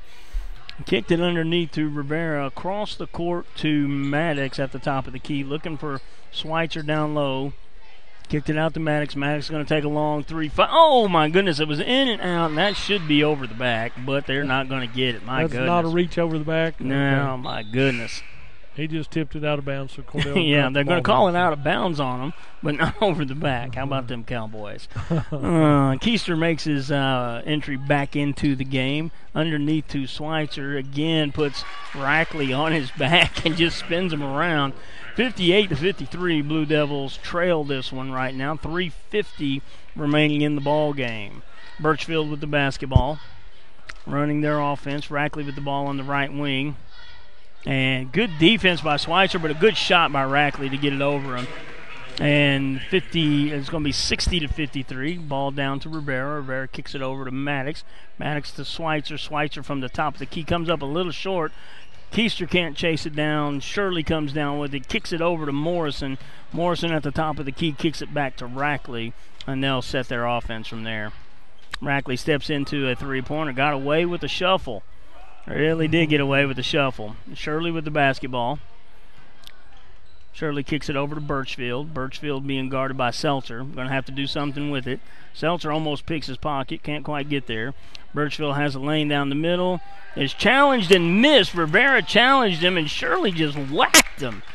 And no call. No, are they going to give us a call? What did they do? What did they do? Cooper Shirley with foul right there. Yeah, you need to. I mean, that's his second foul. In hockey, that would have been a slashing call. Because, I mean, he just whacked him from behind. And it wasn't even a defensive move. They're skating around here pretty good, so it's almost hockey. Rivera to the line, still in the single bonus. Front end of the 1-and-1 right here. Rivera rattles it in, and that's good. 60-54. Blue Devils still trail this one. That gives Kobe Rivera 12 points. He's had a good night already. Let's get a few more. All right, here comes Magic number 13. Rattles it off the front of the rim. No good. Morrison with the ball. Kicks it into Rackley. Rackley's getting a lot of touches here in the later moments. He's being guarded by Schweitzer, and yeah, you need to pass that off. And I don't know exactly why they're working him from the point, but they are. And Shirley is going to draw a foul, and he was out of control and draws the foul. Every time he goes down there, he's out of control. Yeah. Is that on Packy? He draws his third foul. Paxton draws his third foul. Yeah. Yeah, so Shirley's going to go to the line. Again, these guys have been good from the free throw line all night. Oh, finally get one to rattle out. Maybe I need to say they've been good all night again. Keep saying that. we can mess them around a little bit. So yeah, Shirley. Mayfield's leaving, so look out on the highway. Yeah, Shirley's been good all night. And almost got him to miss that one, but not quite. 61-54, 7-point Bulldog lead. Maddox ahead to Keister. Keister kicks it back to Maddox. Maddox from long range. Woo! Call the fire department. He's on fire. 61-57. Nice shot from range. 2 minutes left. Blue Devils trail by 4. Birchfield with the basketball, pushing the middle. Overton's going to find the baseline in for a reverse lay-in. 63-57. Blue Devils trail by 6. Over to Maddox. Maddox to Keister. Keister from long range. Oh, can't get it to go. And look at Seltzer with the save. Kicks it out. Schweitzer comes up with the loose ball. My goodness. If you just saw what I saw, it would have been you would be really impressed. Well, Kobe Seltzer, not the tallest player on the floor, but he took the ball away from the tallest player on the floor. He did it. Keister takes a look, decides against it. Maddox with the ball. Birchfield guarding him. Keister's going to take another long look. Money ball. Keister, 3-ball. Timeout, Blue Devils. He wants a full timeout, so we're going to go to break. You're listening to 107thezone.com. You can find us at oksports.tv at 107 and on Facebook at 107 The Zone. Everything you need and expect from a convenience store is always right here, waiting for you at the Right Here C-Store in Cordell. Fuel, food, more drinks, more seats, more hours, and where Subway is open until 11 and our grill is open till 10. It's always quick and convenient when you make a stop at the Right Here C-Store in Cordell. How about a car wash? Our automatic car wash bay is quick and convenient too. Come see us at the Right Here C-Store, where we're proud to support the Cordell Blue Devils. Hey Blue Devil fans, I'm Mike Reimer with Mike's Meats in Cordell. I have a great selection of fresh cut steaks, roast, pork, and chicken. Meat packs for every budget and fresh ground beef every day. Bring your ice chest. The quality of meat and prices are worth the trip. I am a meat and more store. Besides excellent meat, we offer seasonings, kitchen gifts, and my beef jerky chips make a great snack. I'm located at 107 North Market Street, right across from the courthouse in Cordell. All right, we're back here to close out the fourth quarter, minute 32 remaining. Blue Devils trail by 3. Bulldogs with the basketball. Looks like we're going to see a bit of a full court press here by the Blue Devils. Overton, Rackley, Shirley, and Fausch on the court, and Morrison on the court for the Bulldogs.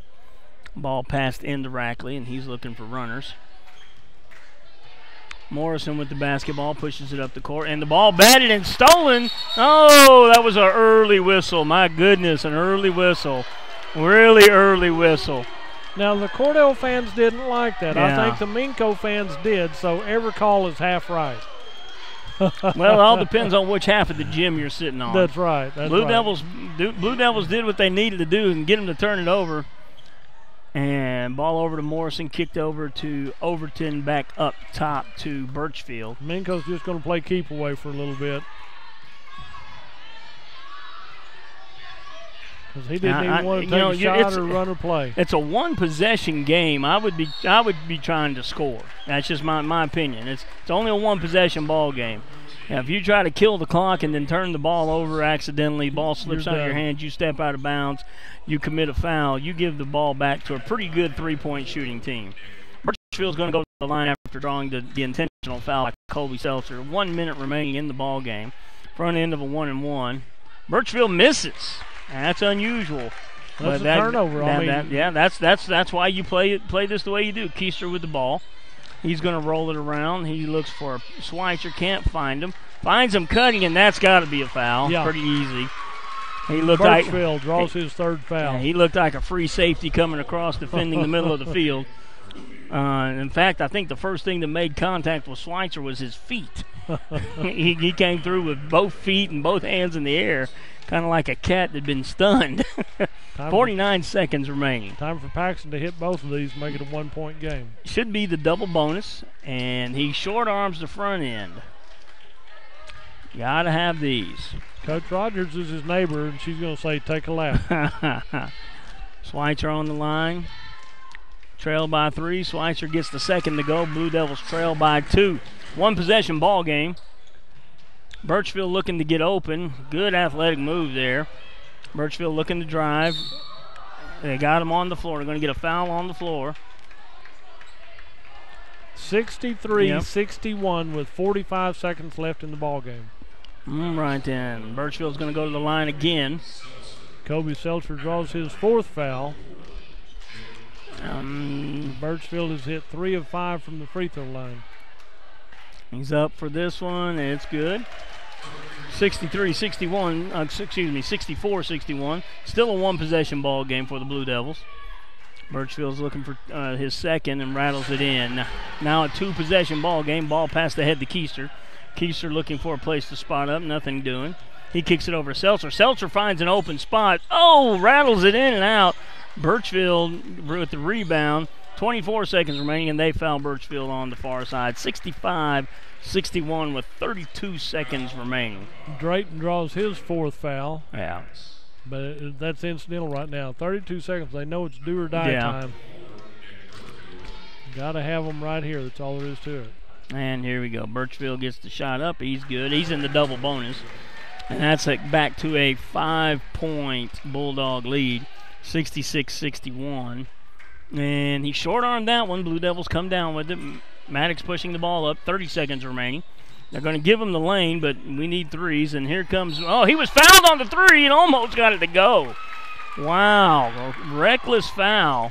Reckless, and Bulldogs coach is like, why did you do that?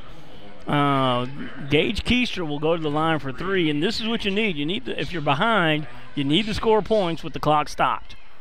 24 seconds remaining. Keister's going to go to the line for 3. And at the end of this,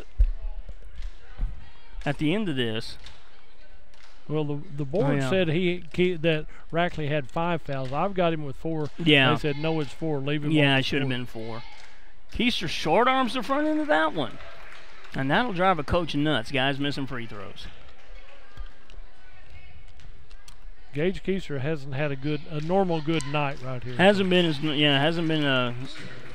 as efficient from the offensive end. Now he's played pretty well defensively. And there's 2 out of 3, 63-66. Still, and Rivera knocks the ball loose. Rivera knocks it loose. Paxton said it's not on us. Yeah. And so timeout on Minco. And neither official in position to make the call on the play. What do we get here, a full or a 30-second? Full timeout. We're going to go hear from our sponsors. We'll be right back. You know, sometimes you just want good food, cooked fresh and made to order just the way you like it. Or a great tasting quarter-pound hamburger for only $2 after 4 o'clock. And sometimes you just want a great salad bar any time of the day. And daily specials? That's a fantastic idea too. Well, we've got the place that'll make that happen right here in Cordell. Shorty's, just east of the traffic light in Cordell. Shorty's is even open late after every home football game. So find your coupon in the Blue Devil football program. That's Shorty's in Cordell. Go Blue Devils! Did you know water heating is the second largest energy expense in your home? 90% of the energy your washing machine uses goes to heating the water. Your clothes really don't get any cleaner if you wash them in hot water. In fact, the kind of laundry detergent you use is more of a factor than water temperature. So save up to $40 a year by washing in cold water. Low flow shower heads are also a great way to save water, hot and cold. Replace your old shower head and you could save more than 40% of the water you use when you bathe. These energy saving tips brought to you by CK Energy. All right, we're back. 24 seconds remaining in the ball game. One possession game. Bulldogs up 66-63. Imagine you'll see after some tight defense on this inbound. See if we can create the turnover. Imagine you're going to see an immediate foul, and they've hit him 3 times and they didn't call it. And that's just time, and they got him again. See that to me, that's just when. I don't know. Drayton had to grab him. Had to literally give him a bear hug and run precious time off the clock. And as an official, you know they're trying to deliberately foul. Yeah, so Drayton's gone. He fouls out. He's had a good night, good opening ball game of the season right here. Brady Reimer into the ball game for the first time tonight. Pretty decent shooter. And Shirley to the line. Shirley goes up, and he gets it home, 67-63. And is up for the second one, and is good. 2-possession ball game now. Bulldogs trade offense for defense. 18 seconds remaining. Ahead to Seltzer. Seltzer gets the ball, pushes the ball up. Kicks it in the corner to Reimer. Reimer's going to spot up from 3, and oh my goodness, thought he got that one. That's going to be a rebound, and Shirley with the ball, and that's going to end the. Really? They're going to call the foul on Paxton. Yeah, they're going to call the foul on Paxton for less of a foul than when he didn't get the call when he was intentionally trying to foul. You could hack them hard with an intentional, but these easy ones are okay. Shirley going back to the line again. 68-63 lead for the Bulldogs. And it is up and good. Both teams in the double bonus. 69-63. Might have to tip this one to Minco. Yeah, I think this one's going to fall that way. Overton back in. And Keister with the basketball. He's going to pass it ahead to Seltzer. Seltzer's going to bring it up. 3 seconds left. Going to take the long 3. It is no good. And that'll end the ball game. Rackley finishing off the rebound. Blue Devils come up short on the road opener, 70-63. We'll go to our sponsors for just a minute and come back with some final statistics for you. Brown Ford in Cordell is now Wheeler Ford. Expect the same great service and selection you've always had from Brown Ford, now Wheeler Ford. Casey Horn and Tom Machunsky want to sell you a new or pre-owned car, truck, or SUV.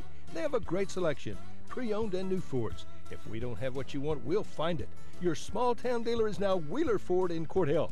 Country dealer, country prices. That's Wheeler Ford in Cordell. Let us make you a real deal real soon. Wondering how Western Oklahoma State College can fit into your future? With 25 degree options and more than 20 student organizations, it's easy to join the Pioneer family. Western offers classes online and on campus, making it simple to fit an education into your schedule. Western's tuition is less than half of a four-year university's and offers many scholarship opportunities. To find out more about how your future is brighter at Western, visit wosc.edu. All right, Blue Devils fall in a tightly contested ball game. Couldn't ever quite get over the hump. Lose this one tonight. Road opener, season opener, 70-63. For a few final stats for you on the evening, I'll kick it over to Dudley. All righty, really a good ball game for your first outing right here. Nice high-scoring game. Both teams good scoring with, like I said, Minco 70, Cordell 63. Run down the Minco scoring. You had Morris and Faucian. Limited playing time, no points for them. Then you had Max Morrison had 2 free shots made. Move up to Dane Brummel. He had 9 points in the ball game, 1 3 and 3 deuces.